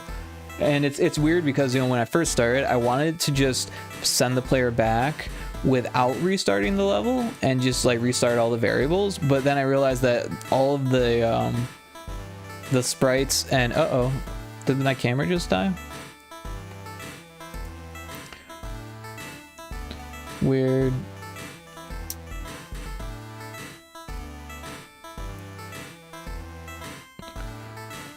See if it comes back. Yep, there it is. Yep, that's weird that it died. But it died at 29:59.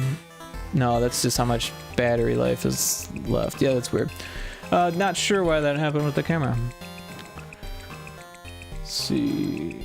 Yeah, so if I just like get rid of this, it would be okay, which is what I'm gonna end up doing, because yeah, it's just checking to see if the player is hit and sending it back and then telling that the player is not hit. But for some reason, it's breaking the player.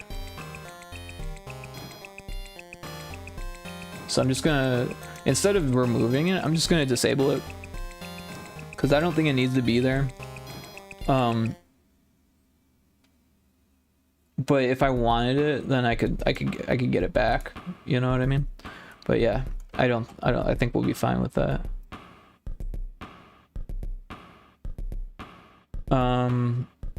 Yeah, I'm not going to test that because I'm sure that worked, but also I'm going to test it later. It's not like I'm not going to test it. I just don't feel like testing that this second.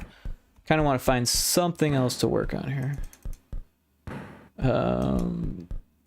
Okay, so this is what I was planning on working on, was this whole new thing that I've got going here. Oh, and this song is not a song. Somehow it got lumped in with my songs. This is actually something that I made for my turntables, where it's just the groove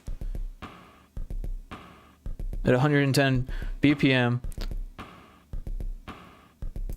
No, actually it plays after the song, so that's why it got lumped in, because I'll listen to it and be like, oh yeah, this song's cool, but then there's something broken at the end. That was weird that it just did that blast of noise. Sorry about that.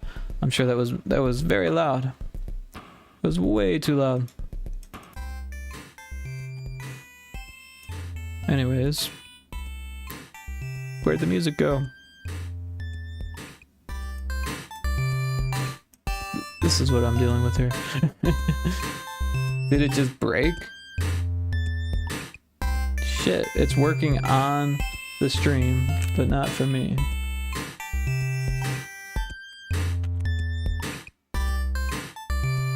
Huh. That's real weird.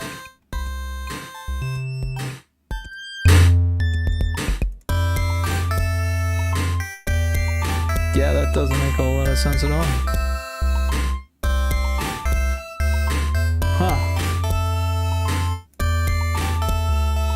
OBS sees it. I don't hear it.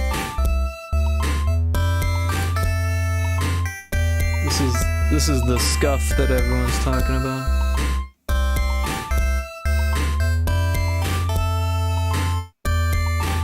Well, hopefully, if it's working for everyone else, they didn't hear that blast of static that I heard, because that was freaking intense. Yeah. But that's disappointing because I wanted to hear more music. Now I can't.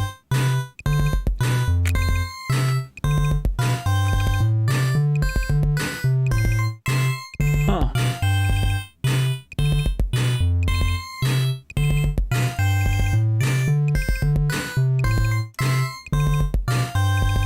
Well, that's disappointing. Oh, it looks like my camera froze too. So, is it picking up the mic still? Yeah, it's still picking up the mic.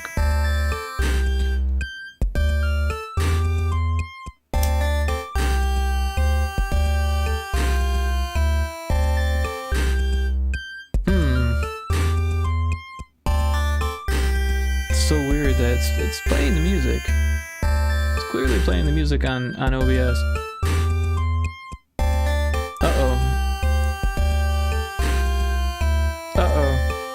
Webcam's not coming back.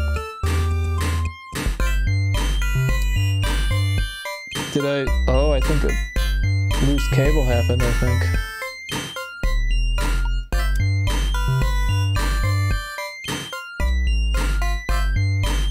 Well, there's that. Still no audio from me. That's disappointing. Oh, whoa. Sorry about that. Oh, shit.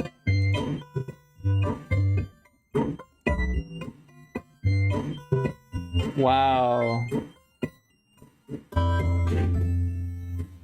Sorry about that.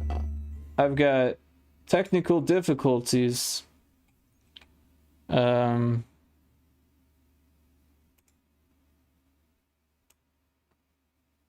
Yeah. Things just like broke and decided to break on me there. Check, microphone. Am I alright, at least the microphone's still coming through. I was a little worried there. Unable to, no sound card detected. Interesting. I definitely have a sound card. I'm telling you. Got a sound card. Oh, that's weird. I've got a sound card somewhere in this computer. Where is the file menu in this software?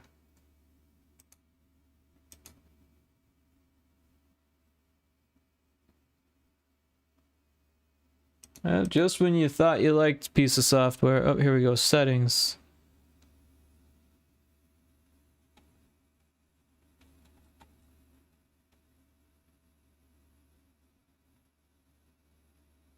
Why is it connecting to my camera?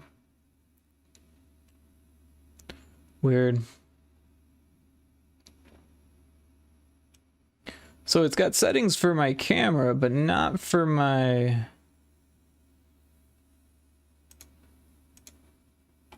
audio. It's a music software. It doesn't have music settings for.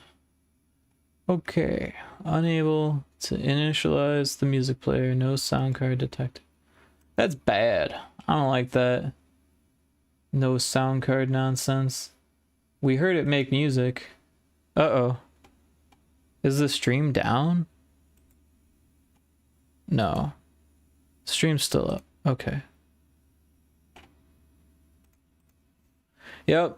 Well, stream's kind of gone to shit here. Sorry, guys. I liked having music.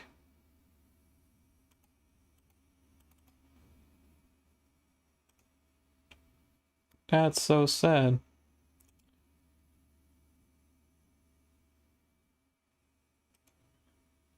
Huh. I bet if I restarted the computer, it would fix the issue. but that's okay.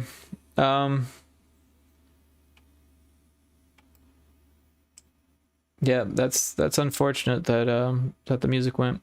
I'm probably not going to stream that much longer. I honestly didn't plan on streaming for a very long time or anything like that. I definitely appreciate the people who came, especially Kixie and the people from Kixie's stream. Very cool people. Definitely a fun community. I always enjoy seeing Kixie shop for indie games. Is probably one of my favorite parts of the stream. I mean, she's great at playing games too, but when it comes to shopping, that's like super cool because you get to see the way the customer thinks, which is like, as a game developer, that's like extremely valuable. In fact, there's a marketer, Chris Zukowski, who actually pays people to shop on Steam and record that. So I think that's really cool that that Kixie does that. Very fun time watching that. But yeah, so just because I ended on a thought when the music broke, I was planning on changing this. So I talked before about the boss hat man and the regular hat man. So yeah, here's the regular hat man, and then we've got the boss hat man here. He's got a feather, makes him much more boss-like. And yeah, so the thing is that when you play this mini game, you get a series of packages. I think there's like 16 or 17 packages, so there's a lot. But after you go through and give everyone their packages, then he's going to give you something, and nothing happens yet. But he's telling you that you can purchase any business. That's what this is. The conversation goes like this. I've seen you around here a bit. I think you deserve a tip. In this envelope is the year's losses. You were given a golden envelope, by the way, because there's like this guy who's giving you the packages, and he tells you this is a weird golden envelope, and so yeah, this envelope is the year's losses. The building's revenue has been plummeting so low that folks like yourself could afford to purchase any one of this building's businesses. So that's the plan, is to make it so you can buy one of these businesses. And I haven't done this yet, but my plan is to excuse me, is to tile swap these backgrounds with these things, so that way when you buy one, then it becomes yours. Actually, I'm not sure if you need the tile swap. Anyways, that was like one thought that I had. I do use the tile swapping for the packages. But yeah, I was thinking maybe it would be fun to like, so this was my idea. So you start with one business and then you buy out the rest of the businesses as you make more money and choices in the game. And then there would be like other buildings with other businesses in them. And yeah, that you would be able to like affect the businesses by hacking them or something like that. Like in this first one, you're just delivering packages, but like as you go through, I wanted to make it so it was like hacking computers and breaking into buildings to undercut businesses and stuff like that. So you can make an easier purchase or so you can put them at a disadvantage. Just, regular hacking stuff, right? It's all very cartoony. Yeah, I want to give the player a gun soon, and there might be some swearing, but I don't think so. I think I'm going to try to avoid swearing, try to avoid blood, try to avoid actual like sex stuff, or like actual adult stuff. I've been contemplating like what kind of adult stuff I could actually put into here without being too adult, because I want it to be friendly. Oh, this looks bad. What's going on here? You're on the wrong scene. Sometimes things break like that, and it's like, Man, is that even where it goes, or does it go there? Why is that one like that? No, it's supposed to be like that. Yeah, sometimes I have this other mouse that like does this like crazy clicking and it just breaks things because it's like, yeah, it's a freaking Logitech too. Like those are supposed to be good ones, right? All right, so yeah, if you click on this, it says Network Hall North 3, which is this one. So yeah, that's taking you to the right place. I don't know how that got screwed up. I probably misclicked or something, or it was my other mouse. I don't know. But yeah, since there's no background music, and I don't have any contingency for my background music breaking, and I don't feel like rebooting and then restarting the stream, I'm probably going to end it here. Like I said, I really appreciate everyone that joined the stream and everyone that came from Kixie's stream. Definitely appreciate it. But I will be signing off here. I think I'm going to raid Indie Maniac, probably. Sounds probably where this is going. I do not remember how to raid those, so we're going to have to learn together here. Alright,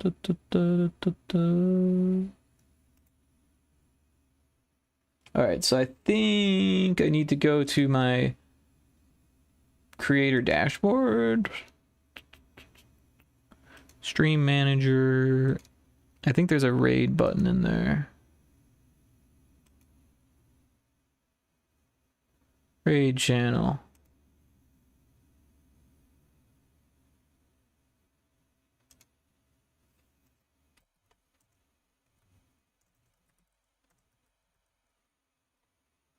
There he is. All right. Yeah, so I'm gonna raid him here. And yeah. So like I said, I definitely appreciate everyone for joining. What am I doing here? And yeah, it was a fun stream. Haven't streamed in like a million years, so sorry for that. I'm probably going to stream tomorrow, so that should be cool too. Yeah. Should be a fun time.